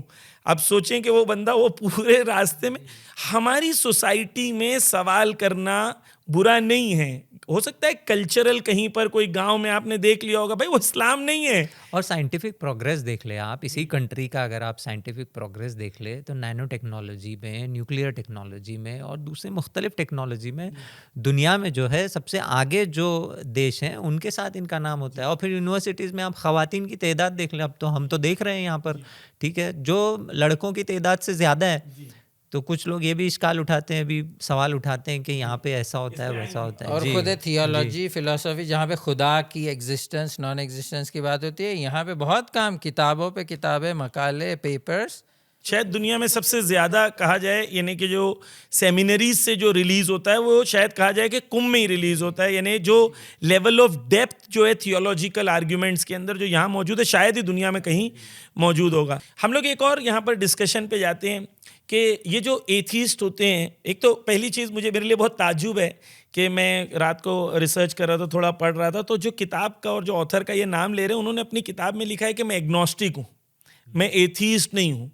तो एग्नोस्टिक वो होता है जो कहता है मुझे पता नहीं है खुदा है कि नहीं है, मेरे लिए साबित नहीं है। और जावेद अख्तर साहब उन्हीं की किताब पढ़ के बार बार ये कह रहे हैं कि मैं नहीं मानता हूँ खुदा नहीं है। तो दो चीज़ में फ़र्क हो गया, एक ही आप कहते हैं मुझे नहीं मालूम है, एक ही आप क्लेम करते हैं कि मैं ये क्लेम करता हूँ कि खुदा नहीं है। अब जब आपने कहा कि क्लेम किया है कि खुदा नहीं है, तो आप साबित करो। तो आपको, आपका क्लेम है तो आपको साबित करना पड़ेगा। लेकिन वो कह रहे हैं नहीं, मेरे ऊपर बर्डन ऑफ प्रूफ नहीं है। और मैं एक मिसाल देता हूँ कि किसी ने वो कंदली लिया और पूरी तो यहाँ पे ये टर्मिनोलॉजी बर्डन ऑफ प्रूफ, ये वन ऑफ द टर्मिनोलॉजीज है जो शायद बर्डन ऑफ प्रूफ नाम की एक टर्मिनोलॉजी जिसको हम लोग तो जो एक्सप्लेन कर रहे हैं। आपने अब कर दिया, अब मैं सिर्फ उसकी तरफ, उसी एक्सप्लेनेशन की तरफ इशारा, कि अगर कोई क्लेम कर रहा है तो उसको साबित करने की जिम्मेदारी उसी की है जो क्लेम कर रहा है। इसे कहते हैं burden is proof is upon that person. हाँ, burden of proof is on that person who is making that claim. So ये दोनों क्लेम है। एक क्लेम ये है कि गॉड एग्जिस्ट, ये भी क्लेम है, और एक क्लेम ये God does not exist. Third is I don't know. If you say this, you're not making any claim. You can just sit and say, okay, prove, I'll look at your argument. Yes, and I'll try to refute your argument. There is no problem. But you're not saying that. आप ये नहीं बोल रहे कि मैं agnostic हूँ। जी, ये जावेद अख्तर साहब तो कन्विंस्ड है कि गॉड नहीं है, सारे दीन खुराफात है और कुछ साल में ये इनको नाबूद होना ही है। यानी वो कन्विंस्ड है, उनका क्लेम है, एंड ही थिंक्स कि ये क्लेम की एविडेंस की भी जरूरत नहीं है, ये 2+2 4 है विदाउट एविडेंस, और हमें कहते हैं स्टूपिड। हाँ, जबकि हम एविडेंस लेके आ रहे हैं। हाँ, और ये यहाँ पर ये आपकी बात जो थी कि खुद उनका आर्ग्यूमेंट जो है एविडेंस वाला, कि उनके सामने जब यूनिवर्सिटी की रिसर्च पेश की गई तो उन्होंने क्या किया, भाई ये भी मेरे लिए बहुत यानी बहुत क्या दुख भरा था, क्या कहे, बहुत मुझे सैडनिंग था, क्या कहे उसे। देखिए, उन्होंने क्लेम तो कर दिया कन्विक्शन के साथ कि मेरी उम्र में नहीं तो उसके कुछ साल बाद दीन, खुदा की बात, सब कुछ दुनिया से ख़त्म होने वाली है, ये आप समझ ले। सामने से उसने कहा भाई इसी चीज़ के बारे में डेटा जमा किया गया है जो इसको रिफ्यूट कर रहा है, एविडेंस। तो ये कह रहे भाई उनके पास मुस्तकबिल का डेटा थोड़ी ना, उनके पास तो अभी का डेटा है। तो भाई साइंस क्या है? साइंस में हम लोग फ्यूचर में जाके थोड़ी ना ग्रेविटी चेक करते हैं और फिर टेक्नोलॉजी बनाते हैं। हम लोग अभी का डेटा लेते हैं और प्रेडिक्ट करते हैं कि यही ग्रेविटी इसी फार्मूला से बाकी चीज़ों में भी होगी, तब जाके सैटेलाइट बनेगा बिलियंस ऑफ डॉलर्स का। जी, तो ये खुद साइंस वाले हैं, ये खुद कहते हैं कि साइंस के बगैर तो कुछ नहीं। जब खुद के क्लेम को साबित करने की बात आई तो उन्होंने साइंटिफिक मेथड को कचरे के डब्बे में फेंक दिया। खूब, अब उनके लिए सवाल है कि ठीक है मुस्तकबिल का डेटा नहीं, अभी का यूनिवर्सिटी की रिसर्च है, उसकी कोई वैल्यू नहीं, कोई वैल्यू नहीं। लेकिन मैं बोल रहा हूँ यही मैं कह रहा हूँ, फॉर्च्यून टेलिंग में चले गए। ये कह रहे मैं एग्जिस्टिंग डेटा के जरिए से जो फ्यूचर समझ में आ रहा है इसको कबूल नहीं करूंगा। मेरी बात सुनो, बगैर डेटा के ये होने वाला है। खूब, फॉर्च्यून टेलिंग को तो इस्लाम कबूल ही नहीं करता, कोई दीन यानी जो रैशनल दीन है वो तो कहेगा भाई ये है वो डॉगमा, ये है वो अंधश्रद्धा, अंधविश्वास जिससे हम लोग भागना चाह रहे ताकि आप गॉड के पास आओ, शरीयत पे अमल करो, कमाल तक पहुंचो। तो यानी हम ये कह रहे हैं डॉगमा, अभी एक और लफ्ज इस्तेमाल हुआ कि डॉगमेटिक अप्रोच। ये डॉगमा क्या है, इसको भी एक्सप्लेन कर दे, क्योंकि टर्मिनोलॉजी भी आपने भी इस्तेमाल की। अरे, इसको उन्होंने, मुफ्ती साहब ने भी यूज़ किया, अच्छा यूज़ किया। हाँ। देखिए, ये मुबारकबाद उन्हें देनी होगी, वो एकेडमिकली बहुत ही प्रिपेयर्ड थे। Epistemology, logic, philosophy / ontology, moral philosophy, दाद देनी पड़ेगी। उन्होंने भी मतला किया, एक ही जुमला बोल के निकल गए। ये डॉगमा एक्चुअली वही है जो वो हम पर थोपना चाह रहे हैं फेथ के नाम से। डॉगमा ये होता है कि आप यकीन तक पहुंच जाते हैं एक रियलिटी के बारे में without any evidence, any justification. ये होता है डॉगमा। अब डॉगमा एक्चुअली वो फेथ जब जावेद अख्तर कह रहे थे, एक्चुअली वो डॉगमा उनके मुराद डॉगमा थी। है, लेकिन वो कह रहे थे आप लोग हमसे डॉगमा डिमांड करते हैं फेथ के नाम से। भाई, जो दीन डिमांड करता है दीन से जाके पूछो ना वो क्या डिमांड कर रहा है। ठीक है, देखिए, अगर किसी को डॉगमा देखना है, डॉगमा का पुतला, तो यही जो उनकी फॉर्चून टेलिंग थी, इससे बेहतर क्या डॉगमा हो सकता है? सामने वाला एविडेंस ला रहा है, साइंटिफिक एविडेंस। ऑक्सफोर्ड में थोड़ी ना नॉन साइंटिफिक चीज़ें होगी, वो तो आपका नमाज है, एम्पिरिकल मेथड है, स्टैटिस्टिक्स लो और प्रेडिक्ट करो। दुनिया इसी पे चल रही है, मटेरियल वर्ल्ड में ये अच्छी मेथड है। आपने आगे कहा ये तो मुस्तकबिल का डेटा नहीं है, ये डेटा से इससे क्या होगा, ये होने ही वाला है। तो अगर डॉगमा को आपको बात करता हुआ देखना है तो जावेद बड़ी क्या अख्तर मिसाल हो साहब सकती है। एक्चुअली यहाँ पर बहुत एक और clearly- स्टैटिस्टिक्स में देख रहा था, प्योर रिसर्च जो एक मोतबर साइट है, अमेरिका में जब सर्वे किया गया कि कितने लोग जो है वो खुदा पे मानते हैं या खुदा को मानते हैं या कोई सुपर नेचुरल बीइंग को मानते हैं, तो आप यकीन जानिए या शायद यकीन नहीं करेंगे आप कि उसमें 81% लोग थे जो खुदा को मानते थे और 10% के करीब जो थे वो कोई सुपर नेचुरल बीइंग को मानते थे। यानी एक सुपर पावर है, सुपर नेचुरल पावर है। तो आप सोचें 90% अमेरिकन्स आज के ज़माने में जो है अभी भी एक ऐसे सुप्रीम बीइंग को मान रहे हैं। जी ठीक। और ये इनके पास कहाँ से डेटा आ रहा है, कहाँ से इन्होंने ये अंदाजा लगा लिया कि दुनिया अब बस वो वेस्टर्न यूरोप में कुछ चर्चेस खत्म हो रहे हैं, वहाँ पर अटेंडेंस कम हो इसी गया। को मैं कहना चाह रहा था, ये कि खुदा है या नहीं, खुदा Does को God मानना, exist? हाँ, इसको अगर वर्सेस रिलीजन, हाँ, ये दो चीज़ें, यानी इनको एंड तक ये समझ में नहीं आया। हाँ, इन्होंने तो डिस्टिंक्शन नहीं किया। अगर करते तो शायद मुफ्ती साहब ने जो एकेडमिक दलीलें रेडी की थी उससे हम लोग फ़ायदा उठा सकते थे, लेकिन वो बात उन्होंने आगे बढ़ने ही नहीं दी। लेकिन देखे, शायद यूरोप में चर्चेस खाली हुए हैं, लेकिन इसका मतलब ये नहीं है कि वो जो चर्चेस में जाना छोड़ दिया है वो लोग ये मानते हैं कि खुदा नहीं है या खुदा है, इस पर से उनका विश्वास उठ गया है। ज़्यादातर लोग हत्ता वेस्टर्न वर्ल्ड में खुदा के एग्जिस्टेंस को मानते हैं, जो टॉपिक था डिबेट का। अब ये कि वो जो राइज रिलीजन है जो उस कंट्री में चल रहा है उसको सब्सक्राइब करते हैं या नहीं करते, ये एक अलग चीज़ है, उसके लिए अलग डिबेट की ज़रूरत है, उसके लिए डिबेट्स की ज़रूरत है, क्योंकि अलग अलग रिलीजन्स है, मज़ाहिब है, अलग अलग क्लेम्स है। तो जब हम ये कहते हैं कि भाई साइंस और रिलीजन जो है ना, इसके बीच में कंपटीशन है, ठीक है, और जो साइंस को मानता है वो रिलीजन को नहीं मानता, जो रिलीजन को मानता है, इन लोग दोनों के बीच में इस टाइप का लॉजिकल रिलेशन है। जबकि हम देखते हैं साइंटिस्ट जो दुनिया के बड़े बड़े गुजरे, उनकी क्या नज़र है साइंस के बारे में, रिलीजन के बारे में? जी, यानी ये भी एक चीज़ है ना कि अगर जो ये परसेप्शन बनाया गया है या कोशिश की गई है बनाने की, क्योंकि बहरहाल मीडिया वगैरह जो है उसमें आप प्रोपेगेंडा करते हैं और जहनियतों को बनाते हैं, तो बहरहाल ये परसेप्शन बनाया गया है कि साइंस वर्सेस रिलीजन। ठीक, तो जहन में ये आता है कि अगर कोई साइंटिस्ट होगा कायदे का तो वो तो दीन को तो मानेगा ही नहीं, क्योंकि ये तो जो है ढकियानुसी चीज़ है, बेवकूफ़ लोगों की बात है। ये तो वही है कि बगैर दलील के आप कुछ भी जो है मान लेते हैं, आप जो है कुछ भी अकीदा बना लेते हैं, ब्लाइंड फेथ वगैरह वगैरह। लेकिन ऐसा नहीं है।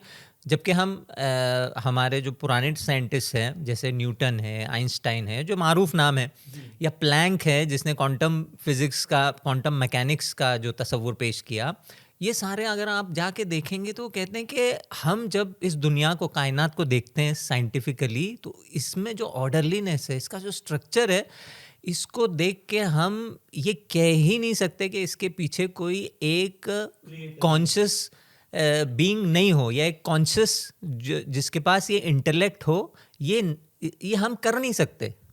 ठीक है, शायद वो जो फेथ के अतराफ उनके फेथ थे, क्रिश्चियनिटी वगैरह, उसकी जो तस्वीर खुदा की जो उन्होंने पेश की, शायद उसको वो कबूल ना करें, लेकिन वो खुद आके कहते हैं कि भाई इसका मतलब ये नहीं है कि हम यहाँ नहीं पर एक मान रहे। डिस्टिंक्शन है रिलीजन में और गॉड में। यानी ये पॉसिबल है कि कोई एक इंसान क्रिश्चियन हो, क्रिश्चियनिटी को रिजेक्ट करता हो, वो कहता हो कि भाई उसको जब सजा दी जा रही हो, एक साइंटिस्ट को वो कह रहा है कि भाई तुम मुझे इसलिए सजा दे रहे हो क्योंकि मैं दुनिया को बोल रहा हूँ गोल है, और लेकिन मुझे सजा दे रहे हो तो मैं कोर्ट में मैं एक्सेप्ट कर रहा हूँ भाई दुनिया गोल नहीं है, दुनिया फ्लैट है। लेकिन बाहर निकलते निकलते खुद से कह रहा है कि भाई मैं मानता हूँ कि तू गोल है, तू भी जानती है कि तू गोल है, मैं भी जानता हूँ कि तू गोल है, लेकिन इन लोगों के लिए मैं कह रहा हूँ कि ठीक है कोर्ट में एक्सेप्ट कर रहा हूँ।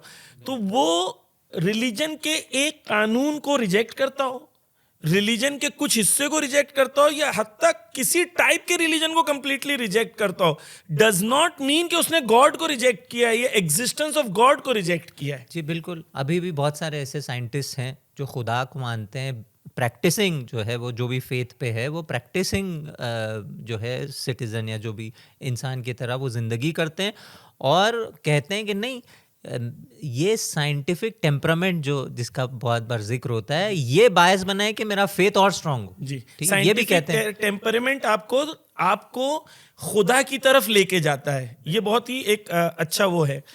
तो कोई और चीज़ ऐड करना है साइंस और रिलीजन? मुफ्ती साहब ने भी इसकी तरफ इशारा किया था कि साइंस जितने सवालों के जवाब दे रही है उतना मेरे लिए ये ताज्जुब आवर है ये दुनिया, और वही इंटेलिजेंट डिज़ाइनर की आर्ग्यूमेंट, इस तरफ अलग अल्फाज में उन्होंने भी इशारा किया। जी, तो वो कुल्लन एक डिफरेंट सेकेंड टाइप, एक कंटिंजेंट बीइंग का आर्ग्यूमेंट है। एक दूसरा आर्ग्यूमेंट जो है वो पेश किया जाता है वो डिज़ाइनर है कि जब तक ये पूरी दुनिया को आप देखते हैं जिसके अंदर नज्म और डिसिप्लिन है, जिसमें इतनी एक्यूरेसी है, और उसके कैसे कह सकते हैं कि ये रैंडमली हो गया। जैसे ये बोर्ड पे जो लिखा है, आप बोले किसी ने नहीं लिखा, खुद ही लिख गया था ये, तो बोलेंगे नहीं पॉसिबल है, कोई लिखने वाला है। लेकिन पूरी दुनिया को आप देख के कहते हैं भाई बिना किसी ने बनाए पूरी दुनिया बन गई। एथेइस्ट फिलोसोफर्स कुछ है वो आके कहते हैं हाँ उसमें क्या है, हो तो सकता है, give it like 1000 billion years, कुछ एटम्स को फेंक दे, 1000 बिलियन ईयर्स में कैसे आप कह सकते हैं कि वो खुद से जमा होकर यही दुनिया ना बन जाए।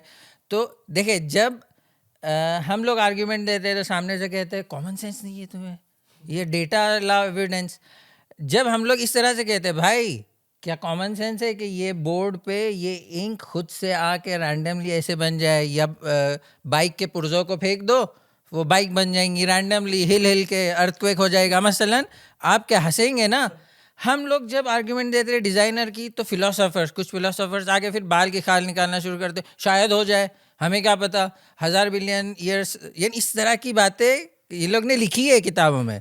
इस तरफ से साइंस की बात आती है तो कहते हैं कितनी अच्छी मेथड है, प्रोबेबिलिटी हम लोग 99% हम लोग एहतमाल देते हैं, प्रोबेबिलिटी है कि ये ऐसे होगा, इस पर टेक्नोलॉजी बिलियंस ऑफ डॉलर्स खर्च कर देंगे। खुदा की बात आएगी तो वो प्रोबेबिलिटी वगैरह सब हट जाएगी, कहेंगे हमें क्या पता, शायद हो जाए, शायद हो जाए। भाई कितनी प्रोबेबिलिटी थ्योरी के हिसाब से इसकी प्रोबेबिलिटी इतनी कम है कि अगर इंसान इस प्रोबेबिलिटी को जहन में रखने की कोशिश करेगा तो बेहोश हो जाएगा।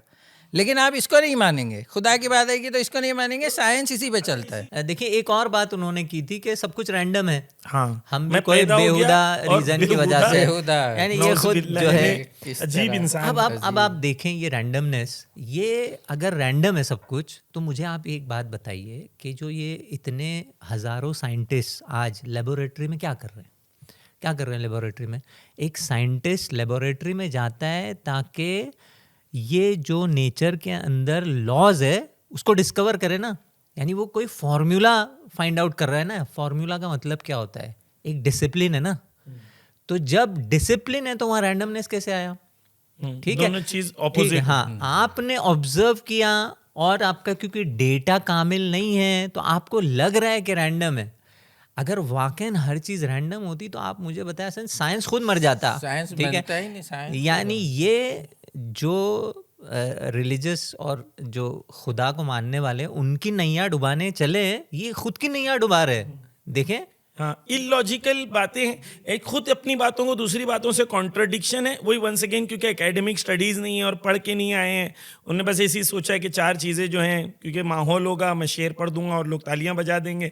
इन्हें नॉर्मली यही होता है ज़िंदगी में, यही हुआ था क्योंकि एकेडमिक डिस्कशन कभी नहीं हुआ था, तो वो बेचारे और वो जो बिग बैंग के बारे में भी एक जवानों के जहन में अगर उसको भी एक्सप्लेन कर दें कि भाई ये लॉजिकल है कि बिग बैंग हो जाएगा। हाँ, देखिए फिर वही क्वेश्चन क्या है और जवाब क्या आ रहा है, इसमें वही डिस्टिंक्शन की बात है। क्वेश्चन ये था कि ये चीज़ें बनी कैसे, किसने बनाई, डिपेंडेंस है तो डिपेंडेड किस चीज़ के ऊपर डिपेंडेड है, ये क्वेश्चन ये था। आपने आगे कहा रुकिए मैं आपको बताता हूँ ये यूनिवर्स कहाँ किस तरीके से एक्सपांड हो रहा है, कहाँ से शुरू हुई बात। ठीक है, बिग बैंग हुआ होगा, आपकी दलीलों के हिसाब से हुआ होगा, वैसे अच्छी दलील है, मैथमेटिकल इक्वेशंस वगैरह, साइंस के हिसाब से प्रोबेबिलिटी उसकी एक्सेप्टेबल है। लेकिन है क्या ये कि एक कॉन्सेंट्रेटेड, बहुत ही ज़्यादा कॉन्सेंट्रेटेड मास था, वहाँ एक बिग बैंग हुआ। बैंग का मतलब है कि फिर सब वो उसके टुकड़े, फॉर एग्जांपल, यानी अगर कॉमन टंग में बात करना है, विस्फोट के बाद टुकड़े एक्सपांड होना शुरू हुए, वो अभी भी एक्सपांड हो रहे हैं with this rate that rate, there are mathematical formulas for that, almost accurate मसलन। तो ठीक है ये हुआ होगा, सवाल ये थोड़ी ना था, यानी आपने एक सवाल का जवाब दे दिया कि ये कैसे हुआ, कैसे आगे बढ़ रहा है ये एक्सपांशन वगैरह, और उसके फ़ायदे भी है, उससे टेक्नोलॉजी भी बन सकती है, फ़ायदे भी है, और अच्छी बात है करो। लेकिन सवाल ये थोड़ी ना था आप आके ये करते, देखे इतना अच्छा रिसर्च तो देखो यहाँ पे बयान हो गया कि यूनिवर्स में क्या हो रहा है, अब तुम क्यों सवाल पूछ रहे हो कि कहाँ से आया। ये तो वही होगा अक्ल पे ताला लगाने वाली बात, क्यों रोकते हो, साइंस ठीक है करो, टेक्नोलॉजी, लेकिन जब सवाल है, असासी सवाल है, फिलोसॉफिकल उसका बेस है और उसका अभी तक फिलोसॉफिकल आंसर नहीं मिला है। हाँ, यानी उसकी मेथड है खुद की जी उसकी। लेकिन आप कह रहे हो कि ये हो गया ना, ये तो जवाब दे दिया, बस है, अब बस क्या बाबा, ये इसका जवाब नहीं था, वो सवाल बाकी है। क्या सवाल है? सवाल ये है कि ये जो मास भी जो था वो कंटिंजेंट है या नहीं है। अगर वो खुद मटेरियल है, मास है, तो वो कंटिंजेंट है, तो वो डिपेंडेंट है, तो मोहताज है, तो फिर से यही चेन आएगी, आपको एक जगह जाके रुकना पड़ेगा। अक्ल ये कहती है जरूरी है, वही क्रिएटर या शायद और वास्ते, यानी वही लॉजिकल नेसेसिटी है कि भाई अगर बिग बैंग हुआ है तो डेफिनेटली नेसेसरी बीइंग होना चाहिए। यानी आप आके हमारी चीज को साबित कर रहे, सिर्फ आप जवानों से कह रहे कि सोचना बंद कर दो प्लीज, ना जाओ, ये सवाल को हटाओ जहन से, खूब क्यों ताले लगा रहे हो जी, आओ दीन की तरह लोगों के जहनों को खोलो। सही बात है। तो यहाँ पर हमने ये भी देखा कि भाई बिग बैंग को अगर आप मानते हैं या दूसरी थियरीज को भी मानते हैं तो वो रिलीजन से क्लैश नहीं करता है, बल्कि रिलीजन के जो कोर फंडामेंटल फिलोसॉफिकल जो फंडामेंटल्स हैं आर्ग्यूमेंट है, उसको हेल्प कर रहा है एक्चुअली। साइंस हमेशा रिलीजन को कॉम्प्लीमेंट्री होता है, कंपटीशन नहीं होता है। ये आपने जहनों में वो ईजाद किया है क्योंकि आपको अपने आप को बताना है कि हम थोड़े पैसे वाले हैं या पढ़े लिखे हैं, तो हम थोड़े इंटेलेक्चुअल हैं, थोड़ा सा एक इंटेलेक्चुअलिज्म की बीमारी, प्रोग्रेस को लेके आपको बर्तरी आपकी बतानी है दुनिया में, तो आप आके जो डॉगमेटिक है उसको नॉन डॉगमेटिक बता रहे, और जो एविडेंस वाले हैं उनको डॉगमेटिक बता रहे। अलबत्ता ये मानना पड़ेगा कि तारीख में कुछ ऐसे फ़िरके, ऐसे मजहब, शायद तेदाद उनकी देखना पड़ेगा किस हद तक उन्होंने ये काम किया है बहरहाल, लेकिन आप उसको जनरलाइज नहीं कर सकते। एक फेथ ने, एक फ़िरके ने आके अगर लोगों को साइंटिफिक रिसर्च से रोका है, इसका मतलब ये नहीं है कि हर मजहब और हर रिलीजन ये काम करेगा। और हम कंडेम करते हैं अगर हर किसी ने भी, अगर आप अगर रिलीजन ने साइंस को, टेक्नोलॉजी को, प्रोग्रेस को रोका है तो गलत वो है, कंडेमनेबल है। हम लोग जो है उसको कंडेम करते हैं, ना कि सिर्फ बोलते हैं अच्छा ठीक है किसी ने, नहीं, हमारे नज़दीक वो गलत है, उसने गलत काम किया, रुकना चाहिए था। अच्छा, हम लोग आते हैं अगले सवाल की तरफ, जो शायद पूरे डिबेट में सबसे ज़्यादा हॉट टॉपिक था और जिसे मुफ्ती साहब ने भी कहा कि भाई इनके पास कोई आर्ग्यूमेंट तो होगा नहीं, ये इमोशनल आर्ग्यूमेंट्स को इस्तेमाल करेंगे। और इन्होंने वही इमोशनल आर्ग्यूमेंट को लेके आया और कहा कि भाई गाजा में बच्चे मर रहे हैं, ठीक है, और तुम्हारा खुदा जो है वो देख रहा है 50,000 बच्चे मर गए, जबकि वो 40,000 कह रहे थे, हकीकत में 60-70,000 मर गए। तो 70,000 बच्चे मर गए गाज़ा में, और तुम्हारा खुदा भी है, ठीक है। वही खुदा जो दुआ को कबूल करता है, वही खुदा जो है वो तुम्हारे जॉब लगवा देता है। अच्छा, उसने टॉन्ट भी किया कि तुम्हारे लगाता है, बाजू वाले के नहीं लगाता है, यानी वो इनजस्टिस वहाँ पर कह रहे थे। और क्योंकि वो उनको तंज करना रिलीजन पे, उनको उससे लज्जत मिलती है। वो शायर है ना, तो वो उनको पता है कैसे तंज किया जाता है, कैसे। तो यानी एक दुआ का कॉन्सेप्ट है, और एक आपके यहाँ खुदा के ओमनीपोटेंट होने का या खुदा का ऑल पावरफुल होने का कॉन्सेप्ट है। तो ऑल पावरफुल यानी बहुत ताकतवर खुदा है, तुम्हारी ये दुआ तो कबूल कर रहा है कि भाई जॉब लग जाए, लेकिन वो बच्चे मर रहे दुआ कर रहे हैं, उनकी दुआ क्यों नहीं कबूल कर रहा है? तो या तो आप बोलो कि कुदरतमंद नहीं है, या तो बोलो कि वो जालिम है, आदिल नहीं है, वो अदालत नहीं चाहता क्योंकि वो बच्चे मर रहे हैं। ये आर्ग्यूमेंट का उनके नज़दीक या उनके जो फॉलोअर्स हैं उनके नज़दीक सबसे ज़्यादा उनका पीक का जो पॉइंट था वो यही था, जहाँ पर मुफ्ती साहब ने आर्ग्यूमेंट पेश किया, लेकिन वो बीच बीच में बोल रहे थे। मुफ्ती साहब कह रहे थे कि यहाँ पर उन्होंने ये भी कहा कि शर जो है वो अल्लाह ने क्रिएट किया है। तो इसको भी हम लोग डिस्कस कर सकते हैं यही आर्ग्यूमेंट में, जो हमारा भी डिस्कशन है कि ईविल एग्जिस्ट करता है, क्यों एग्जिस्ट करता है, और ये पूरा आर्ग्यूमेंट गाज़ा को लेके हम लोग इसके बारे में क्या। जी देखें, इससे पहले कि हम लोग डिस्कशन को आगे बढ़ाएं, मुझे लगता है कि ये नुक्ता वाज़े होना ज़रूरी है, और मैं शायद तमाम मुसलमानों और दीनदार जो लोग हैं उनकी तरफ से ये बात कहना चाहता हूँ, और वो ये कि गज़ा में जो भी हुआ है वो एक बहुत बड़ा, एक अनप्रेसिडेंटेड, बेनज़ीर किस्म का जुल्म है, और उससे हमारे सबके दिल दुखते हैं, और इसकी वजह से जो है हम गमगीन हैं, आंसू बहाए हमने, और कतअन हम इस चीज़ को कबूल नहीं करते कि ये जो है कोई ऐसी चीज़ हो गई जो जस्टिफाइबल है। किसी भी एतबार से जो है वो जस्टिफाइबल नहीं है। किसी मुसलमान के लिए ये इतना बड़ा जो जुर्म और जुल्म है, हम लोग इससे एक कदम आगे जाए, ना कि जस्टिफाइबल है, बल्कि इसके खिलाफ रेजिस्टेंस होना ज़रूरी है, इसके खिलाफ खड़ा होना ज़रूरी है। बल्कि इंसानों की जिम्मेदारी है कि ना कि सिर्फ ये कि वो जस्टिफाइबल नहीं है, बल्कि हम सब की जिम्मेदारी है कि उनके हाथ रोकें जो ये काम कर रहे हैं। और ये जो बात आपने कही, ये दीनदार होने के उन्वान से मैं कह रहा हूँ, ठीक है, और मैं अपनी तरफ से और तमाम दीनदारों की तरफ से कह रहा हूँ कि ये किसी भी सूरत में जो है काबिल कबूल नहीं है। इसको जो है कंडेम्ड होना चाहिए, इसके खिलाफ जो है कार्रवाई होना चाहिए बाकायदा। सबकी जिम्मेदारी है, और इससे हमारा भी दिल दुखता है, और हमारा दावा ये है कि एक दीनदार का जितना दिल दुखता है इसके अंदर, वो एक दूसरे का शायद दिल उतना नहीं दुखता होगा, क्योंकि ये जो हो रहा है ये खुदा की मखलूक के साथ हो रहा है। वो अजीम खुदा जिसने इस कायनात को बनाया, आप तसव्वुर करें, एक दीनदार के लिए ये आप किसी भी एतबार से जो है आप इसको जस्टिफाई नहीं कर सकते, और इसके खिलाफ खड़ा होने की ज़रूरत है। मैं इस चीज़ को पहले वाज़े कर दूं यहाँ पर। जी हाँ, तो यहाँ पर एक ही पॉइंट, क्योंकि आपने पॉइंट शुरू कर दिया इसका, कि हम लोग आएंगे ईविल वाले बात पे, शर या बुराई वाली बात पे, लेकिन आपने जो कहा कि भाई वो हो रहा है, हम दीनदार हैं, और एक्चुअली दुनिया में दो ही किस्म के लोग थे। एक वो थे जो एक्चुअली रिलीजियस थे, जो रिलीजियस लॉ को प्रैक्टिस कर रहे थे, वो लोग ये जुल्म के खिलाफ मुकाबला कर रहे थे। बिल्कुल, अगर आप देखें तो ये जंग को जिसने शुरू किया ये कौन थे? ये लिबरल डेमोक्रेट्स थे, है ना, ये रिपब्लिकन्स भी नहीं थे, अगर आप उस एतबार से आप देखना चाहें। एक एथिज्म वाली बात है कि उन्होंने जिन्होंने मारा, एक इस तरफ से आते हैं जिन्होंने दिफा किया, बिल्कुल, वो सब वही लोग थे जो तमाम लोग जो थे वो रिलीजियस लोग थे। तो यहाँ पे आप मुकाबला देख रहे हैं कैसा है। तो एक मुकाबला है जो ये डिबेट के अंदर देख रहे हैं कि एक बंदा के एथिज्म को रिप्रेजेंट कर रहा है, गाजा का एग्जाम्पल ले रहा है, किसके खिलाफ खड़ा होने के लिए, रिलीजन को डिसअप्रूव करने के लिए, जबकि गाजा का पूरा आर्ग्यूमेंट ही रिलीजन की बेसिस के ऊपर है। गाजा में जो लोग खड़े हैं, मुकाबला कर रहे हैं, मुकावमत कर रहे हैं, सपोर्ट कर रहे हैं, जो लोग जालिमीन के मुकाबले पे खड़े हैं, कुर्बानियां दे रहे हैं, वो लोग हैं कि उसी रिलीजन को मानते हैं, वो वही लोग हैं जो उस गॉड को मानते हैं, वो वही लोग हैं जो मरने के बाद भी अपनी ईमान को छोड़ नहीं रहे, हस्बुनल्लाह व निअमल वकील बोल के वहीं पर खड़े हैं। हाँ, यानी और दीन को मानने की वजह से वो जो है जुल्म का मुकाबला कर रहे हैं और मजलूमीन की हिमायत भी दीन की वजह से कर रहे हैं, कुर्बानियां भी दे रहे हैं। बिल्कुल। तो ये दीन आपको एक मॉरल सुपीरियरिटी देता है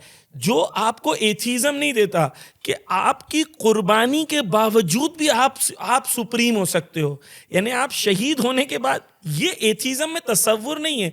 तो पहली तो ये गाजा की पूरी इक्वेशन में रिलीजन और मोरालिटी की सुपीरियरिटी है, ये पहले एक्सेप्ट करना पड़ेगा, फिर हम दूसरे आर्ग्यूमेंट पे जाएंगे। अब हम आते हैं दूसरे आर्ग्यूमेंट के ऊपर। ठीक है भाई, गाजा में लो बच्चे मर गए, है ना, 50,000 बच्चे मरे, 70,000 बच्चे मरे। ठीक, अभी इसके बाद आर्ग्यूमेंट वो जो उन्होंने मुफ्ती साहब ने दिया वहां तक नहीं पहुंच रहे। अभी सवाल ये कि किसने किया, who killed them, who is responsible? अल्लाह ने मारा, खुदा ने मारा, भगवान ने मारा, ईश्वर ने मारा? हजरत तो यही कह रहे थे कि खुदा जालिम है, खुदा ने जुल्म किया, जावेद साहब ये कह रहे थे। लेकिन सवाल यह है कि हु इज रिस्पॉन्सिबल? अच्छा सवाल है, किसने मारा? जी हमारे सामने है किसने मारा। देखे वो असलहे कहाँ से आए, किसने बनाए, किसने प्रोवाइड किए, खूब, यानी वो जो ऑक्यूपाइड स्टेट अभी वहाँ पे है वो डायरेक्ट आके पूरी दुनिया के सामने इस जिनायत को अंजाम दे रहा है जी, ठीक है, ये कर रहा है ना ये जी। तो एक तरफ वो खुद ऑक्यूपाइड स्टेट है जो जालिमीन है, एक हुकूमत है जो जुल्म की बुनियाद पे बनी, एक वो, उनको वेपन्स कौन दे रहा है? वही दे रहे हैं जो वॉशिंगटन में बैठे हुए हैं। ठीक है, वो धड़ल्ले से दे रहे हैं, छुपा के भी नहीं दे रहे हैं। दुनिया को ऐसा नहीं कि चलो हमने रात को कर दिया किसी को, जैसे हमारे हैं ना बादलों के बीच से निकल के, ऐसा भी नहीं है कुछ। यानी वो बिल्कुल खुल के सरेआम सबके सामने दे रहे हैं। प्लस वो पूरी दुनिया में इलेक्शन हुआ, मसलन यूनाइटेड नेशन में वोट हुआ, 150 कंट्री क्या कह रही है भाई, वीटो करना चाहिए।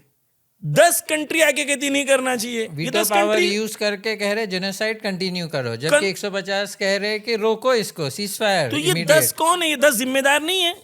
अच्छा, ये 10 वही हैं जो जावेद अख्तर साहब के लिए एक आइडियल दुनिया है। वो एग्जांपल्स देते हैं और वो इफ्तिखार करते हैं। वहां पर लोगों को इतना फ्रीडम ऑफ राइट्स है और फला है, और वहां पर लोग जो हैं उनको इख्तियार, भाई ये लोग हैं जो दुनिया में जुल्म कर रहे हैं। अब इंटरेस्टिंग बात भी यहाँ पे है कि हुकूमत भी जो थी अमेरिका में, जैसे पहले भी मैंने जिक्र किया, ये लिबरल डेमोक्रेट्स थी, कि ये ज़्यादातर इनका जो तमायुल है और ये जिस तरफ जाते हैं ये रिलीजियस तो नहीं है जी, है ना, ये ज्यादातर एथिस्ट है, एथिस्ट है ज़्यादातर, इस तरफ ही इनका वो है, ये थे। ठीक है, इन्होंने आके इस जंग का सपोर्ट किया, सब कुछ किया, तो देखें ये कर रहे हैं। लेकिन सवाल अपनी जगह बाकी है कि बहरहाल अगर खुदा ऑल पावरफुल है, जिस तरह से जावेद साहब ने सवाल उठाया कि खुदा तो ऑल पावरफुल है ना, खुदा तो सब जानता है ना, तो ये क्यों नहीं रोक रहा है कि खुदा की कुदरत से और ताकत से बाहर चीज़ है। पहले तो हम लोग ये रिस्पॉन्सिबिलिटी का आर्ग्यूमेंट क्लियर कर दें कि गाजा में जुल्म इसलिए नहीं हो रहा है क्योंकि खुदा चाहता है। गाजा में जुल्म इसलिए हो रहा है कि इंसानों में बहुत छोटा परसेंटेज ह्यूमन बीइंग्स का खुद अपने इरादे से, अपने free will say, despite knowing that entire world population is against them, still वो लोग कर रहे हैं। तो पहले तो यहां पर रिस्पॉन्सिबिलिटी जिसकी है, पहले कंडेम नहीं कर रहे हैं, उफ तक नहीं बोल सकते उनके खिलाफ, उफ तक बोलेंगे तो वीजा कैंसिल हो जाएगा। यानी ये प्रॉब्लम है यानी उस सोसाइटी का, कि वो जो रिस्पॉन्सिबल लोग हैं उनके खिलाफ कुछ नहीं बोलना है, खुदा के खिलाफ बोलना है, क्योंकि खुदा वीजा कैंसिल नहीं करेगा ना।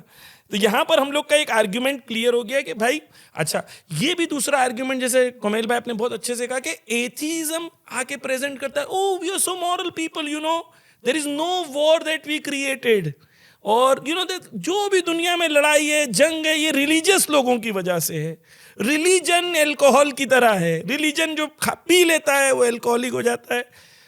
तो रशिया की जंग के अंदर जो मारे गए, कौन मारे गए, किसने मारा? रशियन गवर्नमेंट ने, मिलियंस लोगों का आमार है।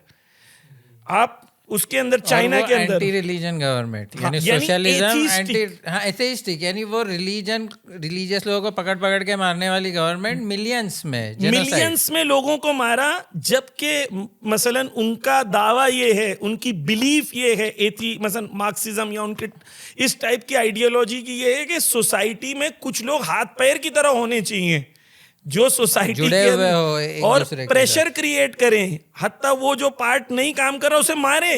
जी। और आप ये आइडियोलॉजी है उनकी। मॉडर्निटी की तारीख आप देख लें, first world war modern era में हुआ या पिछले Dark वाले ages में हुआ, जो जो ये जिसको मिडिल लोग एजेस जो कहते Middle हैं Ages। उसमें हुआ, मॉडर्न एरा में हुआ। सेकेंड वर्ल्ड वॉर जिसमें कितने मिलियन लोग जो है वो मारे गए, बेगुनाह लोग मारे गए, ये मॉडर्न एरा में था। इसी टेक्नोलॉजी को जो ये कहते हैं कि साइंटिफिक प्रोग्रेस, इसी को इस्तेमाल करके इन्होंने जी, जो है मैं इतने यहाँ पे बेगुनाह कुछ डेटा स्टैटिस्टिक्स जो मैंने निकाला था, मिसाल के तौर पर आरजे रमल नाम के एक प्रोफेसर हैं यूनिवर्सिटी ऑफ हवाई के, उन्होंने डेमोसाइड नाम का एक मर्डर बाय गवर्नमेंट का उन्होंने एक आमार पूरा जमा किया, एक स्टैटिस्टिक्स जमा किया। उसके अंदर वो कहते हैं सेक्युलर/एथीस्ट रिलीजन्स जो गवर्नमेंट है इस टाइप की बेस्ड, एस्टिमेटेड उन लोगों ने 100 से 150 मिलियन लोगों को मारा है। अभी पूरी दुनिया में जो लोग, इन लोग कहते हैं हम टेररिज्म के, वो नहीं है, सपोर्टर नहीं है, लेकिन जो टेररिज्म के खिलाफ पूरी दुनिया में एक वो वेव चलाई जाती है और हर बंदा टेररिज्म को सपोर्ट करता है। कितने लोग दुनिया में एथीज्म को मुखालिफत करते हैं? क्योंकि एथीज्म ने 100 से 150 मिलियन लोगों को मार दिया। नहीं करते। और जबकि फिर एथीज्म की तारीख खूनखार है। यानी ये उनके लिए मॉरल सुपीरियोरिटी से हमारे से आर्ग्यूमेंट नहीं करो, क्योंकि तुम्हारी हिस्ट्री में मॉरल सुपीरियोरिटी हमें नजर नहीं आती। एम्पिरिकल एविडेंस बताता है कि तुम लोग पस्त हो मॉरली। और ये जो वो स्टार्ट में बता रहे थे कि आप जितने भी रिलीजन जब बढ़ते हैं और रिलीजियस गवर्नमेंट बनती है तो उनका फायदा जो है, देखें जुल्म बढ़ता है। हाँ। तो आपके यहाँ क्या है? यानी हम तो अभी एविडेंस दिखाएंगे एम्पेरिकल के, भाई हमारे यहाँ क्या होता है। आपके एम्पेरिकल एविडेंस जो है हमारे अंदर, हमारे लिए नजर नहीं आता। एक और स्टैटिस्टिक्स में पढ़ रहा था कल रात को कि पूरी दुनिया में जो रिलीजियस वॉर्स हुए हैं उसकी वजह से 7% डेथ हुई है, लेकिन जो नॉन रिलीजियस गवर्नमेंट्स ने जंग की है नॉन रिलीजियस वजह से, वो 93% लोग मारे उसमें गए। तो आप क्लेम करते हैं भाई रिलीजन जो है दुनिया के अंदर नफरत फैला रहा है, जुल्म फैला रहा है, कत्लेआम कर रहा है, वो आप जाके देखें कि आपकी तारीख में क्या है। तो यहाँ पर हमने ये क्लैरिटी बर्डन जो है वो हमारे ऊपर कि हम लोग बहुत वो हैं और हम लोग साबित करें, नहीं, पहले आप साबित करें। इस चीज़ को हमने एस्टैब्लिश किया। अब हम आते हैं दूसरे जो आपने कहा आर्ग्यूमेंट के, भाई ठीक है खुदा है और ये जुल्म हो रहा है, तो खुदा क्यों नहीं रोकता, या खुदा का निज़ाम क्या है इसको रोकने के लिए? तो देखिए ये जो सवाल है ना, इसके बहुत सारे डायमेंशंस हो सकते हैं। मैं बस एक डायमेंशन की तरफ इशारा कर रहा हूँ, और वो ये है कि देखिए अगर आप देखें इस निज़ाम में जो अवेलेबल है हमारे पास, गज़ा में एक जुल्म हो रहा है, ठीक है ना। अब आप ख़ुद सोचें कि ये जुल्म एक छोटा सा एरिया है, ठीक है, जहाँ पे कुछ लोग मिलकर, जैसे आपने कहा कि जुल्म कर रहे हैं। अब देखें पूरी दुनिया का अगर आप जायज़ा लें तो आप देख सकते हैं कि दुनिया के अंदर वन टाइम नहीं, मल्टीपल टाइम कैपेसिटी मौजूद है इस जेनोसाइड और इस जुल्म को रोकने की। नहीं है, टेक्नोलॉजी मौजूद है कि वो बम को रोक सकता है, उतनी ताकत मौजूद है ये रोकने के लिए। तो देखें हर वो चीज़ जो इस जुल्म को रोकने के लिए ज़रूरी है वो मौजूद है आज। और हम ये कहते हैं कि खुदा ऑल पावरफुल है। इसका एक इंस्टेंस जो है कि ये सारी चीज़ें, यानी ये जो रोकने का सामान है, ये खुदा ने फराहम किया है ना जी, ठीक है, है, ह्यूमन सोसाइटी के लिए बिल्कुल अवेलेबल है और खुदा ने फराहम किया है। मुश्किल ये है कि ये ह्यूमन एजेंसी जो है, ये फ्री विल जो है, ये सही से काम नहीं कर रही। मुश्किल यहाँ पे है। तो देखें मतलब मैं मिसाल, क्योंकि देखें वो डिबेट के अंदर कई मरतबा उन्होंने कहा कि खुदा आपका नौकरी देता है, फलां देता है। भाई हम यही तो कह रहे हैं कि खुदा नौकरी देना चाह रहा है, आप ले नहीं रहे। मिसाल के तौर पे अगर आप एक जवान को बुलाएं कि भाई यहाँ पे मैं तुम्हें नौकरी दे रहा हूँ, अगर वो लेना ना चाहे तो आप क्या कर लेंगे? तो यानी आपकी गलती है या वो जवान की गलती है?